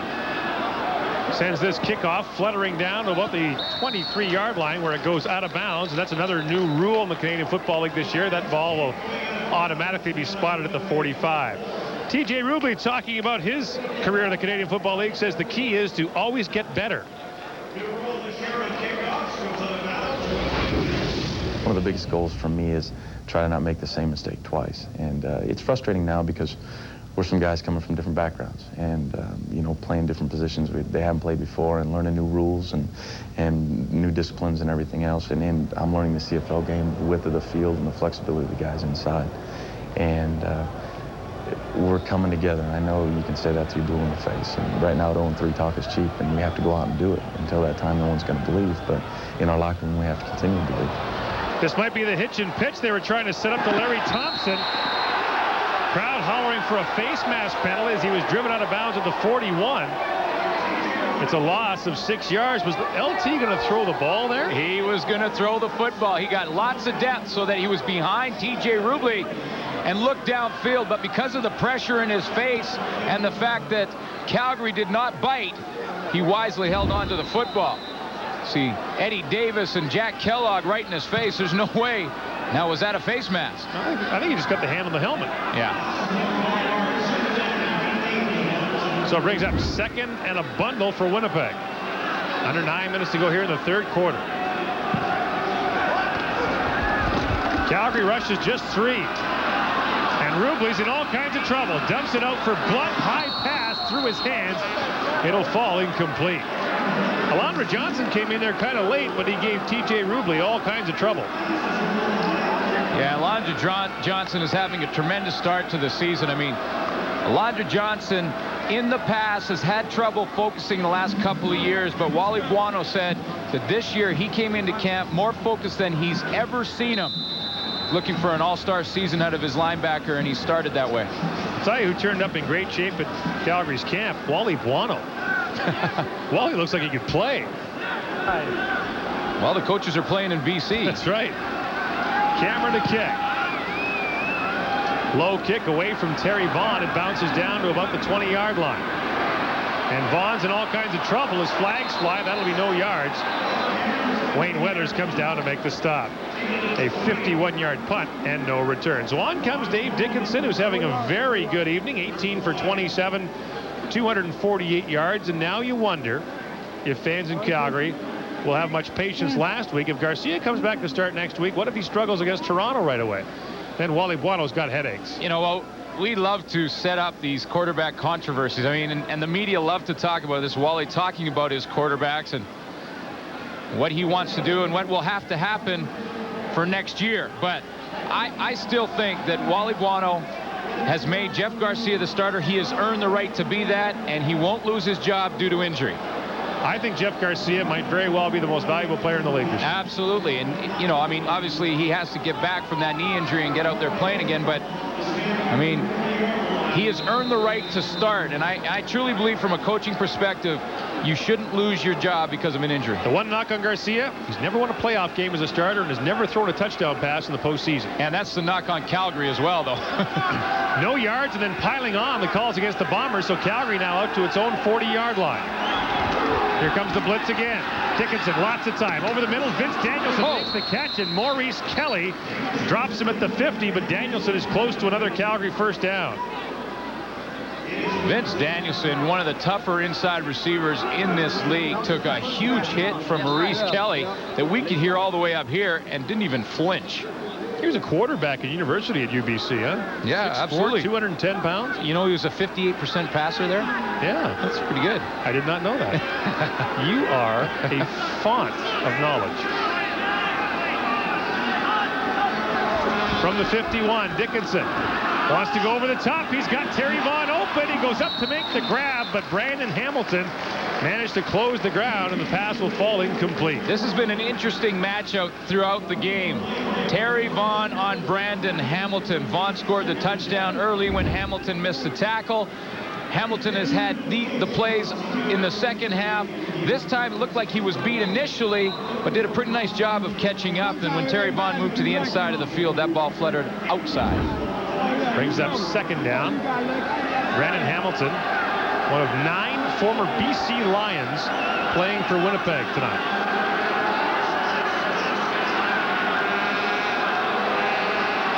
Calgary just gets the play off. Dickinson facing the blitz, gets it outside to Vaughn, who's got the first down and then some. Wesley Lisi gets a hand out and the flag comes down. That'll be a face mask as they rip Vaughn's helmet right off. A big gain and a big penalty, 22 yards. You can tack on 15. Go right back to that matchup. Terry Vaughn on Brandon Hamilton. And I don't know, this is a tie in this football game.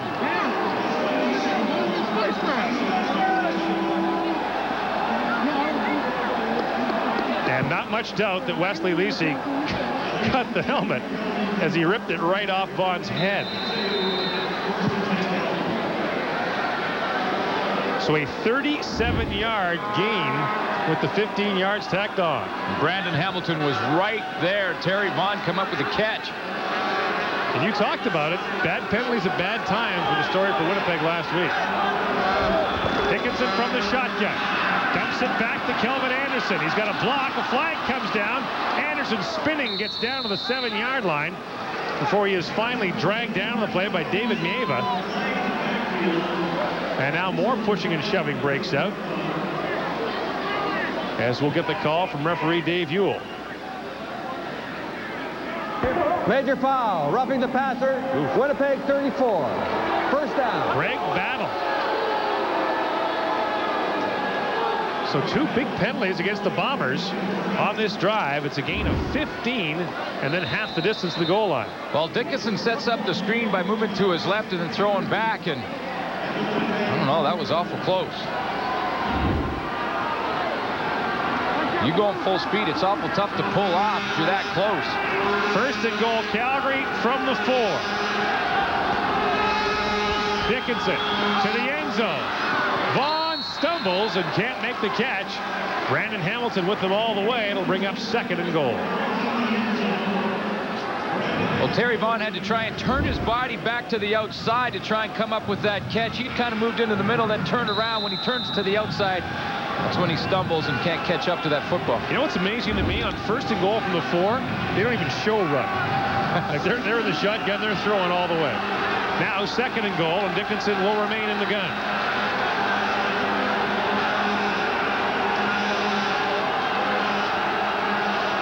Again, they just get the play off. Dickinson to the end zone. Pitts, touchdown. Alan Pitts with the touchdown catch. It's his second touchdown reception of the year, the 92nd of his career. He moves into sole possession of third place on the CFL's all-time touchdown list, trailing only Brian Kelly and George Reed. Well, he has it all. I mean, some receivers have the great hands, some the great speed. Alan Pitts has a little bit of everything, including size. He got the mismatch right here size-wise. Alan Pitts at 6'4" is running against Brad Elberg, who stands 5'10". All you have to do in that case is lob it up. That's the 74th game in his Canadian Football League career that Alan Pitts has caught at least a touchdown pass, adding to his own Canadian Football League record. The model of consistency as the 92nd major of his career. And the Stampeders have their 12-point lead back. Well, a face-masking penalty and a late hit on the quarterback are part of that six-play, 70-yard drive, capped off by the Alan Pitts touchdown reception. His second touchdown catch of the year. It moves him ahead of Dick Shadow and Tommy Scott, and alone in third place on the CFL's all-time touchdown list. The kickoff bounces down to Ted Long at the 18-yard line. Long has his feet cut out from under him by Marvin Coleman and up to the 32-yard line. Now, we mentioned that Pitts is third on the all-time touchdown list. On the receiving touchdown list, there's only one player ahead of him, the great Brian Kelly, who caught 97 in his 9 season. Pitts is in his 9th year, and he's only 5 back. So Pitts will look on as Winnipeg goes to the pen. Chris Vargas comes in at quarterback here late in the third quarter. He too had a pass intercepted for a touchdown last week against Hamilton. And from the shotgun, Vargas is up and throwing. Complete to Matt DeBuck. DeBuck out across the 42 as Marvin Coleman prevents him from getting to the first down marker. Well, you mentioned he had an interception in that last game against Hamilton that went for a touchdown. That's true, but Chris Vargas did move the football team pretty well. I'm just a little surprised at the change at this point. I thought that T.J. Rubu was playing a pretty good football game. Hadn't thrown an interception.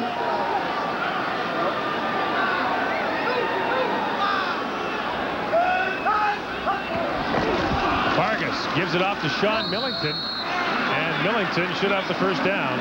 That's the first down of the second half for the Winnipeg Blue Bombers.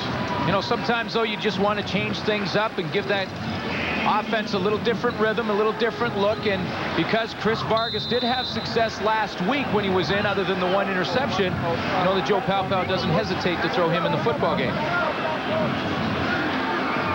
4 minutes to go now in this third quarter, and you can see the problem for Winnipeg. First downs have been an issue for this team all season long. In fact, the Bombers come into this game second last in the league in first downs. Only BC has been worse, and there's early movement again.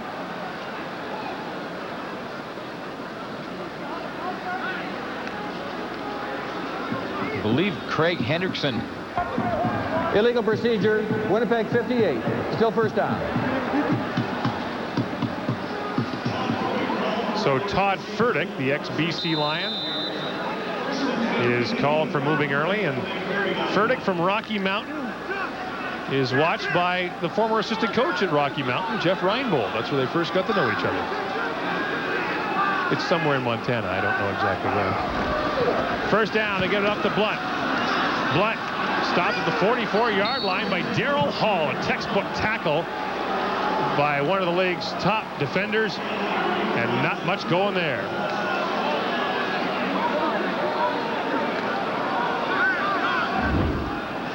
Darryl Hall to the left of your screen. He's the tweener. He's the guy that started the expression tweener. In between defensive back and linebacker. One of the best in the business at it. I think it was Don Southern who actually invented that position, wasn't he? He was the defensive coordinator in Calgary. The name or the position? The position. Okay. Maybe he came up with the name too. I don't know. It wasn't me. Vargas now on second down. Dumps it off for Millington, and he gets dumped by Alondra Johnson. Millington, whose uniform is slowly disintegrating, sees it take a few more rips there from Alondra Johnson. You get hit by like this too many times, it will disintegrate in a hurry. I hope they got another number 25 in the Winnipeg dressing room, because The one Sean Millington is wearing is not long for this world. Well, that was a load. Alondra Johnson had the radar set, locked and loaded, and then delivered. Wow. Look at that. Cameron to punt. Great kick. Marvin Coleman from the 20. Spins away from the first wave and gets out to about the 27-yard line. Winnipeg's Victor Bryant got blown up with a block and was slow to get up. A 51-yard punt and a return of 6. Now, if my math serves me right, that's a 66% completion percentage for 300 yards and 4 touchdowns. Dave Dickinson's numbers are gaudy in this night. He's doing a nice job. I mean, he played well last year. Jeff Garcia, well documented what he has done for the Calgary Stampeders, so it's a pretty nice situation for Wally Buono.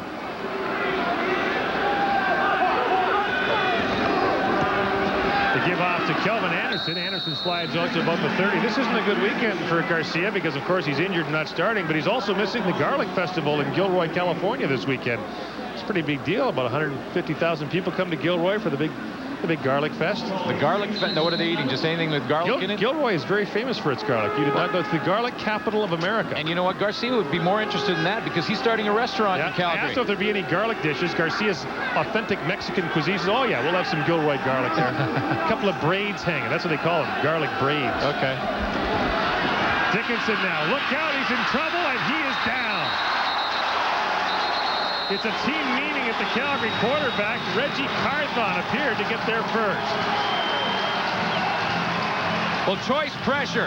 That's what Jeff Reinbold called it in the first half. And what it means is that if your man is blocking on a play, go ahead and rush the quarterback. Reggie Carthon's going to come from the right of your screen. He's free because his man was blocking on the play. He gets in there, and it is a team meeting, and the meeting is chaired by Reggie Carthon. And Dave Dickinson was the chair. Well, he does the wise thing, and he's done this quite a bit throughout the game. If you don't see anything, don't do anything silly. Just take the loss, have your punt team come out. Just eat it. Eat it. 11 men up for Winnipeg. Martino gets a good kick away. Ted Long from the 45. Here goes Long across midfield and into Calgary territory at the 50-yard line. Great field position for the Bombers as Chris Vargas comes out once again to direct the offense with 1 minute to go in the third quarter, and Winnipeg right in this football game.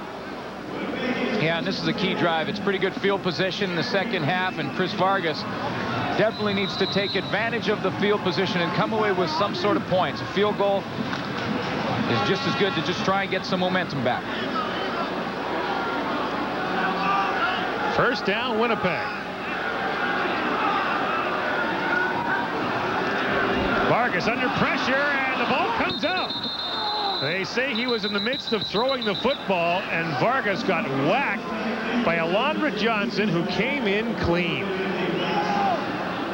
Well, a good stunt by the Calgary defense allows Alondra Johnson to come in clean on the play. Chris Perez can't pick him up from the outside. He was unblocked. He's going to come from the left of your screen, and because number 62 Perez is trying to pick up the stunt, you see him slide inside. Alondra Johnson comes free. Chris Vargas has no chance. Vargas not as comfortable in the shotgun as some other quarterbacks in the league, but he's in it now. Here comes the rush again. Vargas unloads. Chris Armstrong the catch. A first down and more down to the 23-yard line. Vargas took a terrible shot at the end of the play, but delivers it for a 27-yard gain to Chris Armstrong. Just his second catch of the game. Or Dave Van Bellingham had come out of the middle. He left the free safety position, came out of the middle, and when Vargas saw that, his eyes got huge. He knows the automatic read for Chris Armstrong is right down there. He had some pressure. Get the big eyes when you see receiver running free down the middle of the field. Winnipeg on the march down to the 24-yard line. Vargas, quick drop over the middle. DeBuck has the pass go up in the air, and fortunately for Winnipeg, it falls incomplete, and Vargas seems to be really struggling as the third quarter comes to an end. Winnipeg on the move, trailing the Calgary Stampeders by 12 with the fourth quarter to come on Adidas Friday Night Football. It's Kimasabi. I think it's the Lone Ranger in Tonto, isn't it? After the third quarter, these are the numbers. Calgary 300 yards passing. Both teams have completely abandoned any pretense of running the football. Vargas with flags down on second down, going to the end zone, and too far for Ted Long as Vargas was trying to draw Calgary offside on second down, and Vargas is still wincing after taking that shot. Offside, Calgary 96. Second down repeated. Bronzell Miller jumped. It'll bring up 2nd and 5. We'll just take you through those third quarter numbers again. 3 turnovers by the Calgary Stampeders. Dave Dickinson has thrown 4 touchdown passes in the game. The Bombers have now been penalized 45 times in just under 4 games. A lot of those Dave Dickinson drives came on half the field because of good special teams play by the Calgary Stampeders as well. Second down, the snap gets past Vargas. Now he's in trouble. Vargas trying to get away. He loses the football, and Anthony McClanahan falls on it. We talked about it earlier. Vargas is not comfortable in the shotgun, and it costs Winnipeg there as McClanahan comes up with Winnipeg's first turnover of the game. The problem with the shotgun is that you have to look downfield at coverage and you take your eyes off the football. Looked like the snap from Dave Van Conant was right in the stomach of Vargas, but he probably had his eyes downfield trying to read the coverage. You have to look at the football to catch it. Vargas doesn't do it and then drops it later on in play. Calgary recovers. You've got to think that Winnipeg was counting on at least 3 there. Instead, the Bombers come away with nothing. Stamps now with the ball at their own 21-yard line. Dickinson going over the top. He's got Travis Moore open. Moore with the catch. Now it's a foot race. And Moore is gone. Touchdown, Calgary.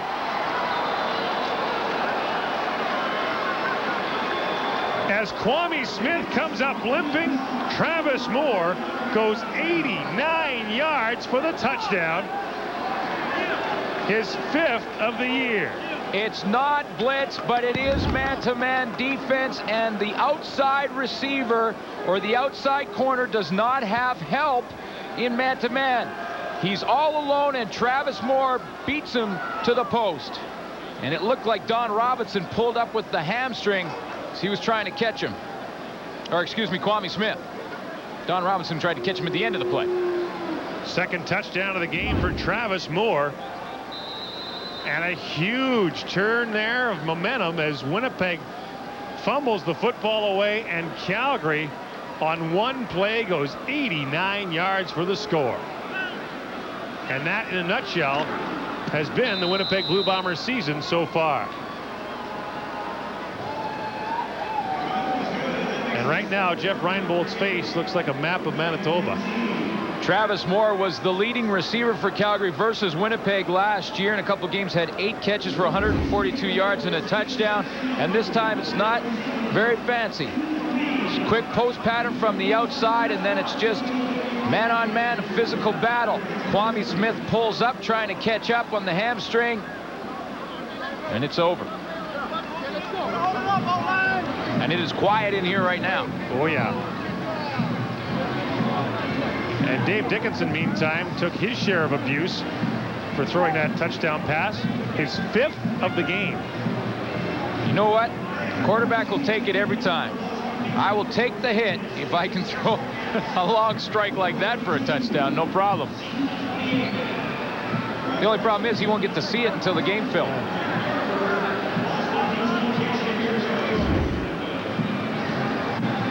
Uh-oh. The bags are out. It's not even the end of July yet. Wow.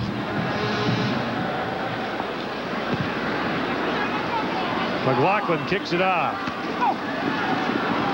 Taken by Eric Blunt, who returned a kickoff for a touchdown earlier. This time he gets out to the 48-yard line on a return of 27 yards. Well, 2 catches for Travis Moore, 2 touchdowns. He's doing the Terry Vaughn impersonation from a year ago.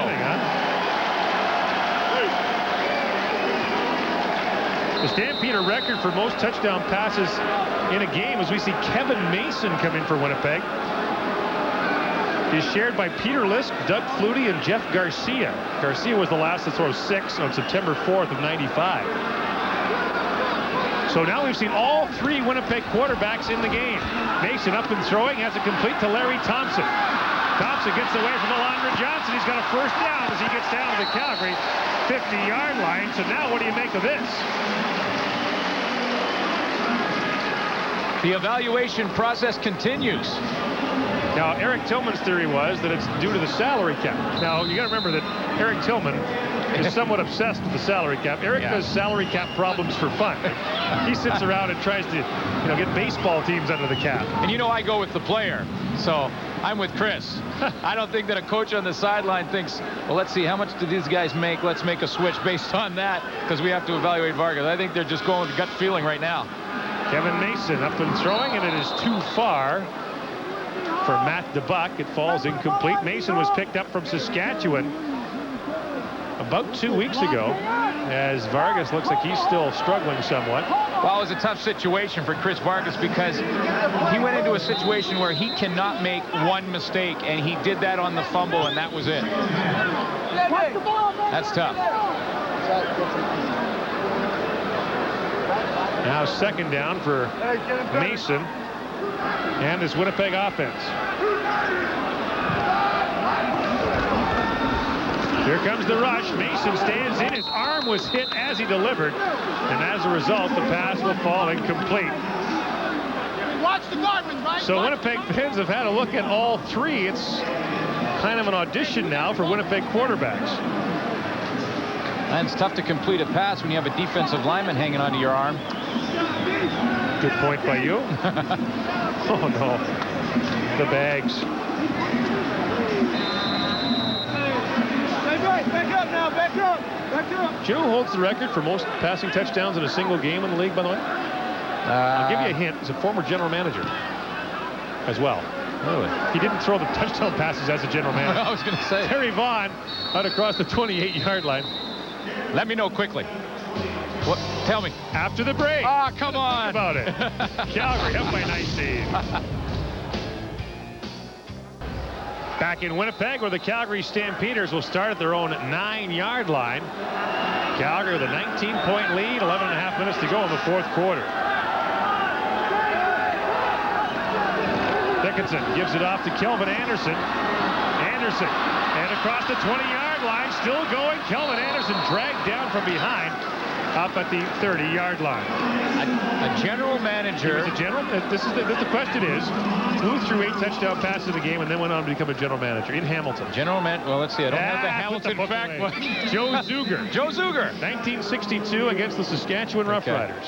8 touchdown passes in a game. Against Saskatchewan? What, were you playing? No, but it's the old team. Still bleeding green, huh? Yeah, a little bit. Dave Dickinson's got 5 in this game and lots of time to work with. Dickinson gives it off to Kelvin Anderson. Brad Elberg brings him down as he gets up to about the 36-yard line. Anderson would like to take a run at Mike Pringle for the Canadian Football League rushing lead, and last week his own defense gave him a hand, holding Pringle to just 53 yards rushing at McMahon Stadium. Yeah, he actually outrushed Pringle in that game. In fact, Kelvin Anderson's on pace for a personal best. This year, if he keeps the pace up, he'll be at 1,300 yards at the end of the season, which would be a personal best for him. As we mentioned, he finished second to Mike Pringle in the Canadian Football League rushing race last year. A lot tougher to rush for 1,000 in Calgary, where they throw the ball a lot more. Dickinson, lots of time on the run, and it is too high for the intended target, Travis Moore. It'll bring up 2nd and 3, and Calgary will have to punt. As Travis Moore, who missed 1,000 yards receiving last year by 69 yards. That's got to be frustrating. That hurts.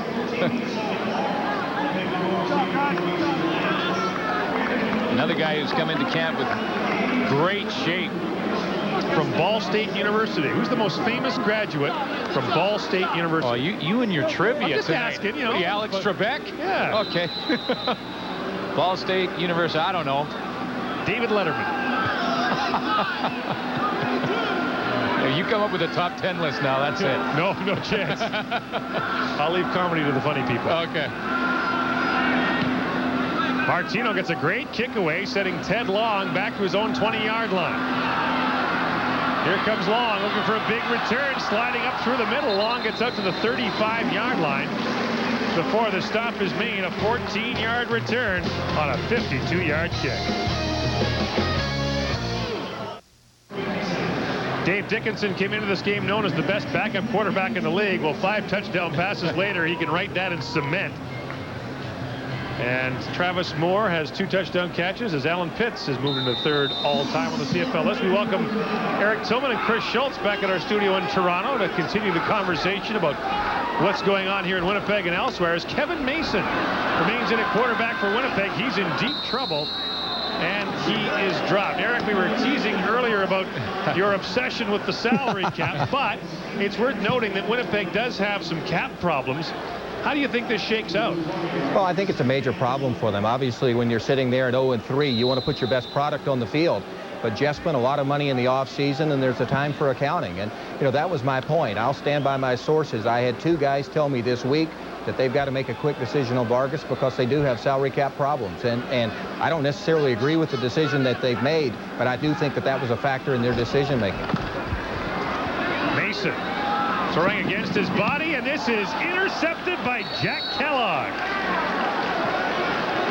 Jack Kellogg with his first interception of the year takes it away from Kevin Mason, and that won't do much to clear up the Calgary quarterbacking situation, or the Winnipeg quarterbacking situation. Well, he hasn't had a whole lot of time in the Winnipeg offense, but it really is a ball that he shouldn't have thrown. I mean, Kevin Mason moving full speed to his left and then trying to throw it back on the wide field. Oh, that's pretty tough. And Jack Kellogg comes up with a pick. You know, last year in Saskatchewan, a 50% completion record, but threw 18 interceptions and only 8 touchdowns. That has been the knock on Kevin Mason, the decision-making process. Chris Schultz, I'm intrigued at your thoughts on Dave Dickinson. You talked about him before the game as being a guy who really impressed you. You know, he impresses me, but what he doesn't do anything extremely well, but he does all the little things very good, like except for that play. That was a bad decision. Well, probably a good decision just to hang on to the rock. Yeah, but you know, flag comes down at the end of that play. He's a funny quarterback, guys, because like he's not overly mobile. He doesn't have a great arm, but he seems to understand the game and make good decisions at proper times and mix it up really well. He's got a good future. What's interesting about him is how much he reminds me of Danny McManus when McManus was in Winnipeg. Everyone looked at McManus and said, what, this guy's going to be a big-time quarterback in the league? He can't run. Well, the other thing is that here's a guy who's been able to watch Jeff Garcia. He's been able to watch Doug Flutie a little bit. He's come up through the system. He's not thrown in the fire like T.J. Rubley. Second down, they set up the screen pass for Vince Danielson. Here comes Danielson trying to get across midfield, but he's tripped up by Maurice Kelly. Eric, as a general manager, if you're sitting on Dickinson and Garcia, do you try to get the contract situation sorted out now and then move one of those guys? Well, in talking to Wally today, I think he's very comfortable with either direction. Clearly, Garcia is the #1 guy when he's healthy. I think Wally's just going to focus on this year. Their objective is to get to the Grey Cup and win the Grey Cup. Garcia is going to have an opportunity to sign, but as Wally said, if he doesn't make that commitment, at some point he's going with the other guy. But I think that's going to be later as opposed to sooner. Well, he's certainly got an enviable position. Clearly, Calgary has more depth at quarterback than anyone else in the league. As Tony Martino is on to kick. 7:40 to go here in the 4th quarter. Winnipeg needs some kind of big play here. Blunt from the 20-yard line. Flags are down. Blunt reverses his tracks. Here he comes through the middle. Gets up to the 40-yard line. Kelvin Anderson brings down his fellow tailback. A 17-yard return. Well, a good week for us next week on the Canadian Football League. It starts with the CFL Live, Toronto at Calgary on July 30th. That's Thursday at 10 Eastern, 7 Pacific. And then Friday Night Football has Montreal at Edmonton. We'll be looking forward to hearing the guys' comments from the studio on that one. 2 good games next week. As Dave Dickinson looks on, and now you can see the 3rd quarterback for Calgary with the helmet on. That's Henry Burris, and he's part of the equation too. That's right. Because they're grooming him to be their potential #2 next year. And this is a situation where you may want to see him come in and get some playing time. Mason remains in for Winnipeg. Mason's under pressure, trying to get away. Look out, it's a jailbreak, and Mason gets eaten up. Jeff Traversy was in there, along with Jermaine Miles. And now the snowball is rolling downhill very quickly for Winnipeg. Well, Chris Schultz knows that at this point in the game for Winnipeg, the offensive line are in trouble. Yeah, I mean, it's like pin your ears back and come if you're a defensive lineman right now. Glenn, this is a for an offensive lineman.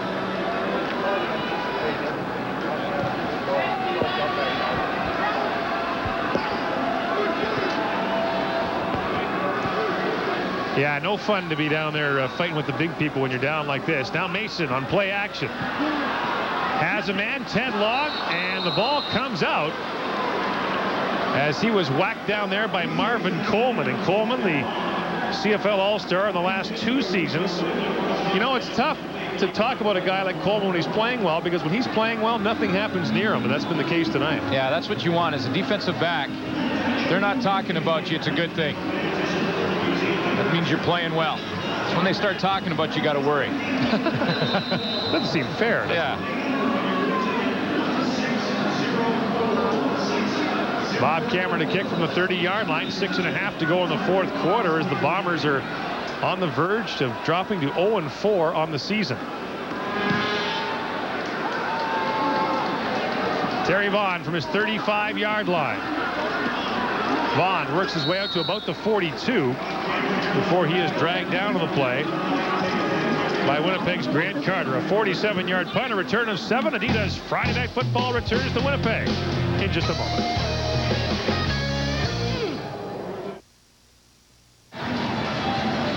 Wally Buono's Stampeders are on the verge of 3-1. Jeff Reinbold's Bombers are on the verge of 0-4. And Glenn, what's your assessment of the Bombers at this point? Is there an overhaul needed? Well, I don't think so. You know, when Jeff Reinbold, who does both jobs, he's the general manager and he is the coach, obviously, but I think if you evaluate both jobs separately, he's done an all right job. I mean, you look at the talent that he's brought in through free agency, guys like Grant Carter, Maurice Kelly. Draw play here to Kelvin Anderson, and Anderson's getting big yards now and across the 53-yard line. Greg Battle makes the stop. And the nightmare for Jeff Reinbold has been this guy here, Travis Moore, who's got a couple of touchdowns in the game. The first one came as the Bombers got caught in the blitz. He had to make a circus catch wide open in the end zone. Yeah, it's the toughest catch to make when you're wide open, and he comes up with that one. And then it was the one-on-one on Kwame Smith, who injures himself on the play, but you know what? He was beat anyway. The injury happens after he catches the ball, and that's like guys that get thrown out of the plate. First thing they do is they stand up and grab their hamstring. Dave Dickinson up and running, takes another shot, makes another one after that, as Wesley Lisi comes up with a tackle, a gain of 5 yards for Dickinson, who probably doesn't need to take that kind of abuse at this point in the game. Well, that's why I wondered if you'd see Henry Burris and then Henry Burris get a chance to see what kind of a receiver Travis Moore is. Well, look at the receiving core, though, for Calgary. Terry Vaughn and Travis Moore outside, Vince Danielson and Alan Pitts inside. I mean, is there a better 4 in the league than that? As a group, I don't think there is. The problem is the game is still played with only one football. Dickinson swings it out for Vince Danielson, and Danielson gets down to the 33-yard line. The ball comes out, but the play had been blown dead.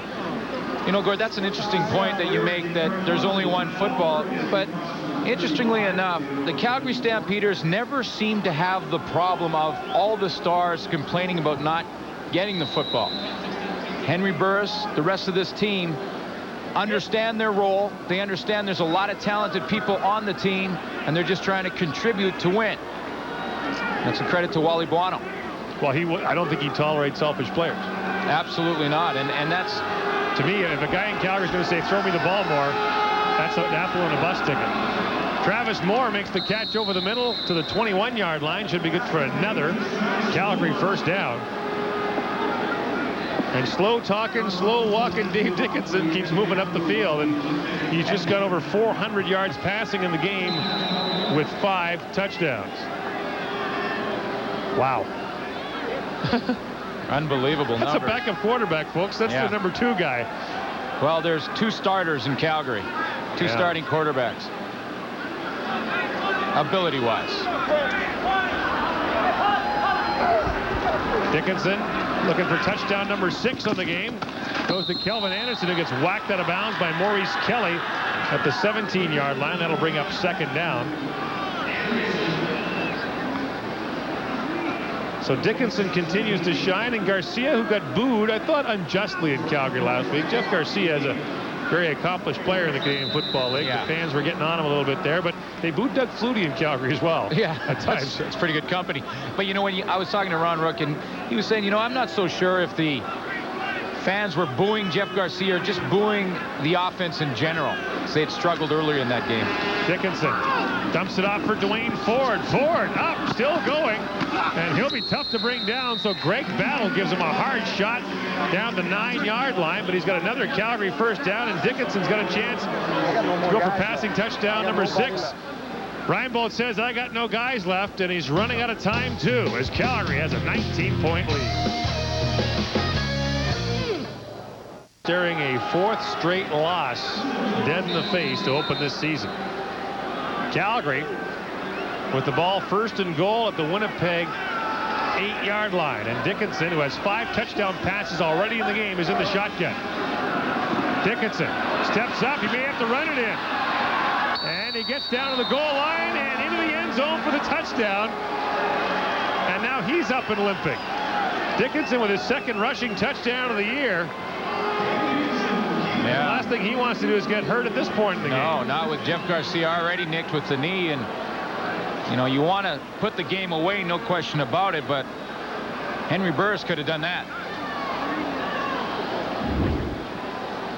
Dickinson was probably hoping for a holding penalty there so he could take another shot at throwing. He's like, darn, I scored. I was hoping to throw it for a touchdown. And you can see as he got wrapped up by Greg Battle at the end of the play, his ankle got twisted a little bit. So Calgary now really opening it up, and the score will not look good on the Bombers. 44-19 now with a point after to come. Oh! Well, there's something you don't see every day. Oh, we talked about the fact that Mark McLaughlin has had his problems this year. When's the last time someone missed a point after the Canadian Football League? I don't know if he's ever missed one, has he? That's the problem. Would never happen on a convert. He's only missed 6 in his entire career. And Mark McLaughlin hadn't missed a point after since 1995.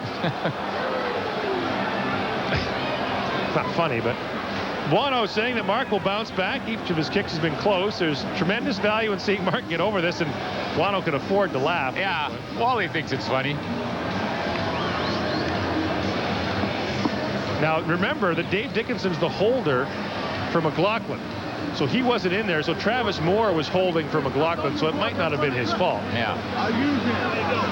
And on a convert, you have to think there has to be some problem with the hold or the snap for a kicker to miss. I mean, you never had that problem when you held for Dave Ridgway? Well, there was one, but I don't want to get into it. Anyway, what happened? Let's move right along. I can't remember.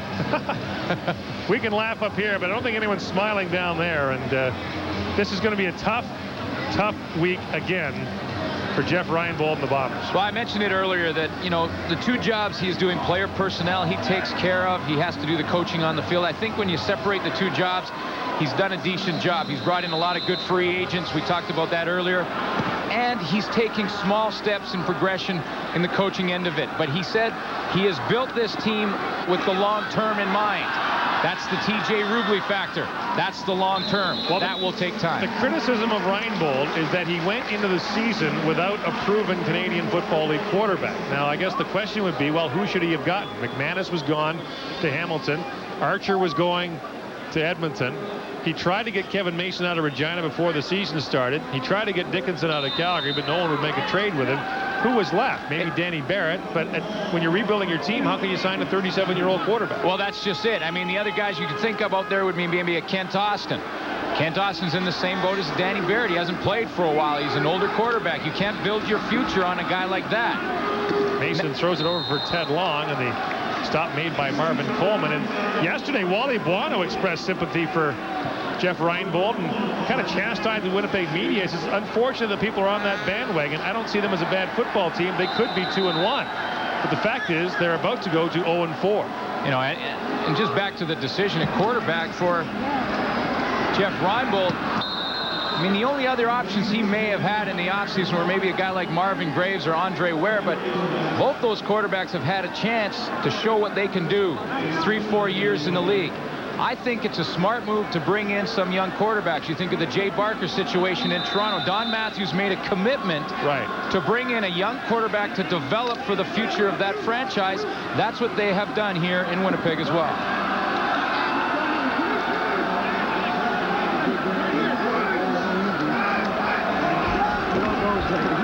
Mason.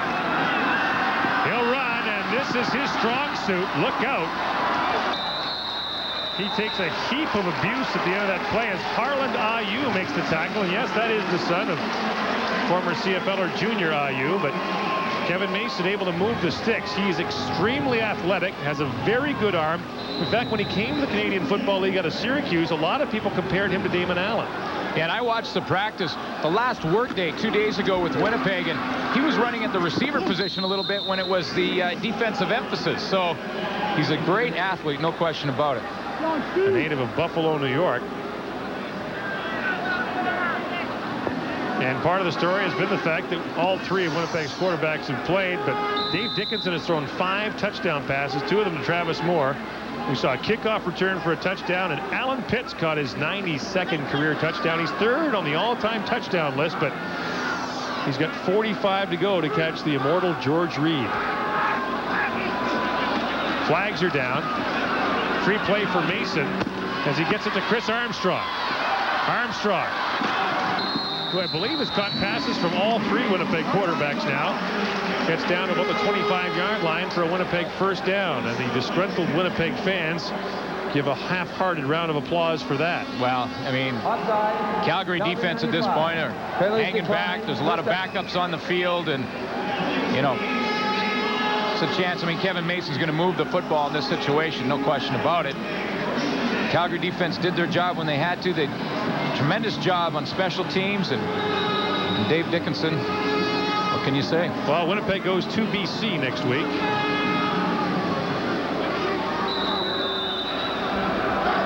So whoever loses that game is not going to be happy. Mason flushed out of the pocket, trying to find someone to get it to, and now he's in deep trouble. Major league deep trouble. Finally gets it away for Ted Long. Was he in bounds? Yes, down to the 12-yard line. A pickup of 13 yards as Mason ran about 70, but there's a flag at the end of the play. Foul, roughing the passer, Calgary 95. First down. Jermaine Miles called for roughing the passer. That's all he needed at the end of that run. Talked about how great of an athlete Kevin Mason is. Made 3 decisions on this play. One to throw there, didn't happen, so he decided to run. That's under his arm. That football, now it's back in his hands. Whoa. Now I'm going to throw it now. Oh. Now I'm just tired. I want to just get to the outside. Wait a minute, there's a guy open. Wait, I found somebody. Okay. Oh. That's a lot of running. First and goal now for Winnipeg, and Mason to the shotgun. It looks like a broken play. Mason at the 7. Both the guards pulled left, and Mason went right, and that play was a mess from the start. Not to mention, he looked real tired after running. That play was an omelet from the beginning. Running about 100 yards on the last play. He was just too tired to make anybody miss.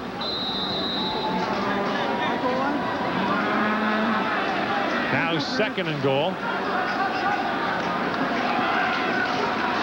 Mason down near the goal line. Ted Long, touchdown. His 2nd of the game.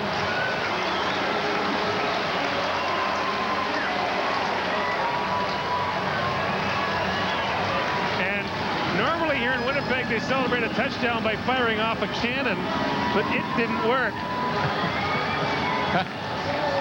Are you kidding me? Yeah, they got to reload the cannon. There's problems there. They got quarterback problems. They got offensive line problems. They got cannon problems. When it goes bad, it goes bad. Well, what's wrong with this thing? Now, don't stand in front of it and try to fix it. That's cannon 101. Yeah, that'd be a bad thing. Yeah. And now Winnipeg will try for 2, and why not? Well, it doesn't matter much in the score, but it's a chance to practice an offensive play. Mason. Hanging on, hanging on, hanging on. Whoa, he got hit at the end, goes to the end zone, and it is intercepted. Eddie Davis will step out at the end line, and Mason took another shot at the end of the play for his trouble. It turns out it's a stat for Eddie Davis, who's done a pretty good job in coverage tonight. I don't think that counts as an interception, does it? Oh, yeah. No, I don't think so. Oh, no, we count them. Does that count as an interception? I don't think so. Oh, yeah. Oh, defensive backs count all those. Hey, you get a chance to catch an interception, that counts. This is back to the touchdown, Kevin Mason. Now, it's important to the players that when you're on the bad end of a blowout that you make sure you keep working hard. Ted Long's had a pretty good game. Our ace statistician, David Moyer, whose brother Darrell was a great safety for the Stampeders, informs me that that does count as a stat. Oh, yeah. So now I got the brother of a defensive back and a former defensive back. Is there anyone objective out there that could perhaps tell me what the actual story is? No, it is interception.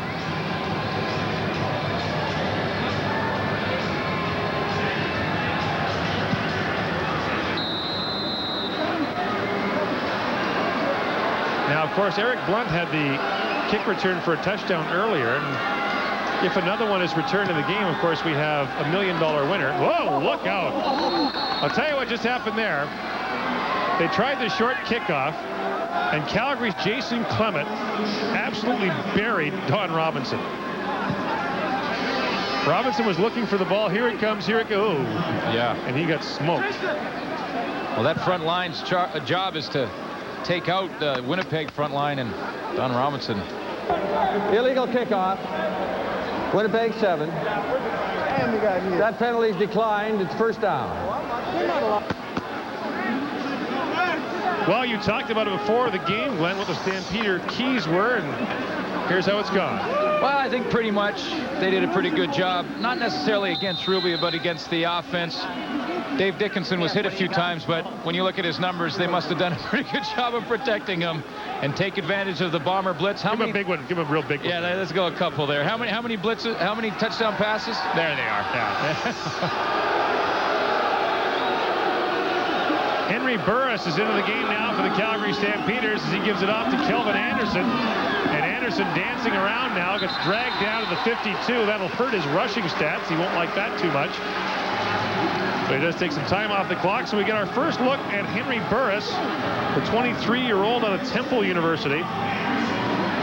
And much like there was a buzz around Dave Dickinson when he first went to Calgary, there's a buzz around this guy. He's tall, 6'1", great athlete, good arm, and they think he's going to be the next good one. And maybe they've got that quarterback pipeline working in Calgary. Well, he holds every record possible at Temple. Playing for the Owls. You know who went to Temple? Who? Bill Cosby went to Temple. Thank you, Alex Trebek.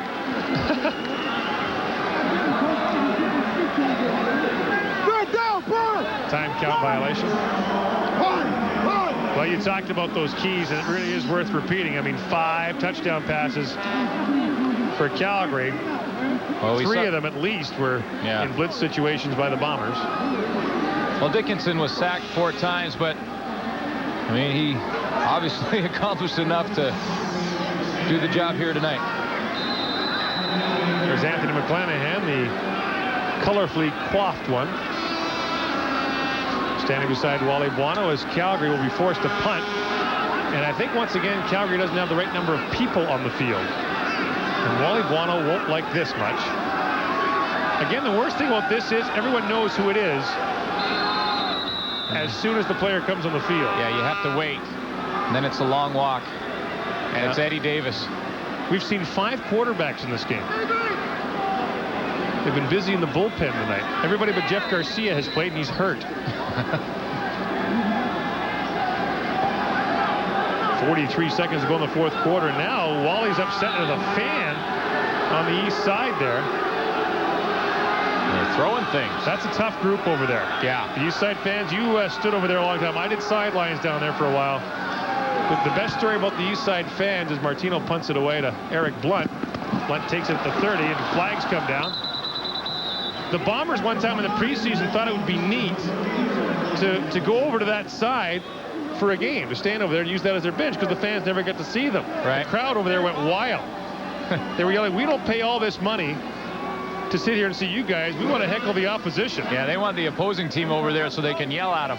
It's tough. It's tough over there. And Greg Peterson, who does color on the Calgary radio, was saying before the game, they know everything about people there. Like Peterson was in law school, and some fans yelling, like, "You'll never be a lawyer, Peterson." Oh, they do their homework. Like, how does that guy know that?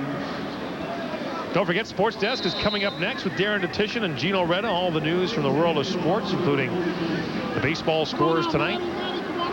What's going on in Chicago? Is Michael Jordan going to come back? Oh, could he end up somewhere else?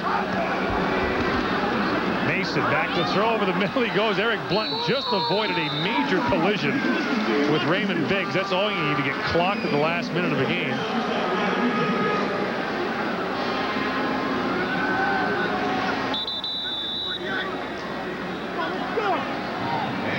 So Biggs into the game. Here's a guy, Raymond Biggs, for Calgary. In his 5th year, he's still a backup. Yeah, well, that's the system. That's what Wally Buono does well. And it works. Yeah, absolutely. I mean, he builds through the draft. He has his guys around on the practice roster for their first year. And the key is, too, they treat their players well in Calgary. He's able to keep them around. Yeah, absolutely. I mean, you don't mind playing on the practice roster because all the players before you have done the same thing. You understand that's how the system works. You learn what you're supposed to learn before you're thrown into the game, and that's how you build champions. Mason from the shotgun slings it out there. Armstrong went in and the ball went out.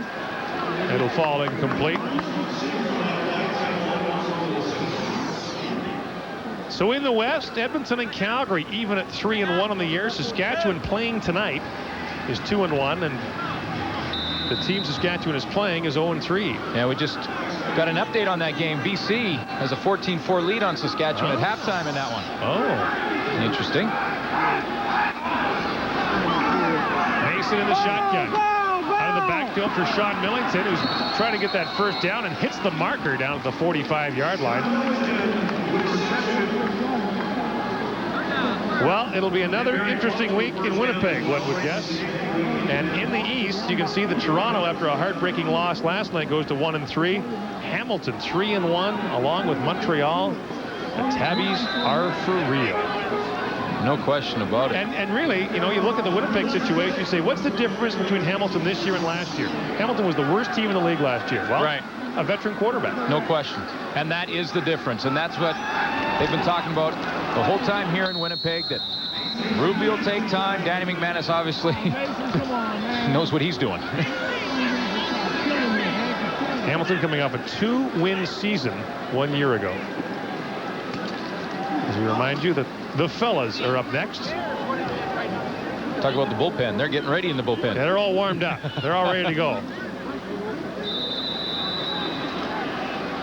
And they'll bring you all the scoops from the day. Mason gunning it there for Armstrong, who makes the catch down to the 27-yard line. Eddie Davis makes the stop. 7 seconds to go here in the 4th quarter. Well, Mason trying to prove himself here, and as he does, the situation gets even cloudier. Now he calls timeout with 7 seconds left.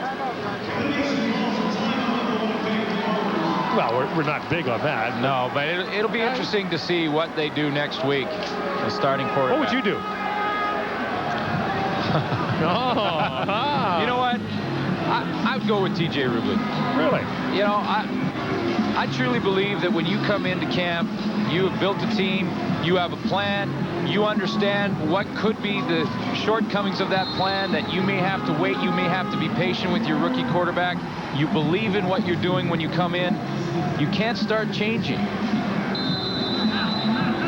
You can't change your mind after a couple of games. 4 games does not make a season. No, but it does make up almost a quarter of a season. Mason from the shotgun. Fires it out there for Eric Blunt. Blunt aiming for the sidelines, gets out of bounds with 1 second to go. So Winnipeg will get one shot at the end zone to try to dress up this score a little bit. Blunt gets down to the 14. Mason goes over to talk to Joe Paopao and Gary Hoffman. Don't forget, next Thursday, Toronto at Calgary. That should be good. Probably a big crowd there in Calgary. They've done a super job of that attendance back, and some nice atmosphere now in McMahon Stadium. Final play of the game. Mason to Blunt over his head, and the Bombers misfire as they fall to 0-4 on the season. Winnipeg led early, but could never get back in the football game as Calgary improves to 3-1 on the season. Hey, nice job.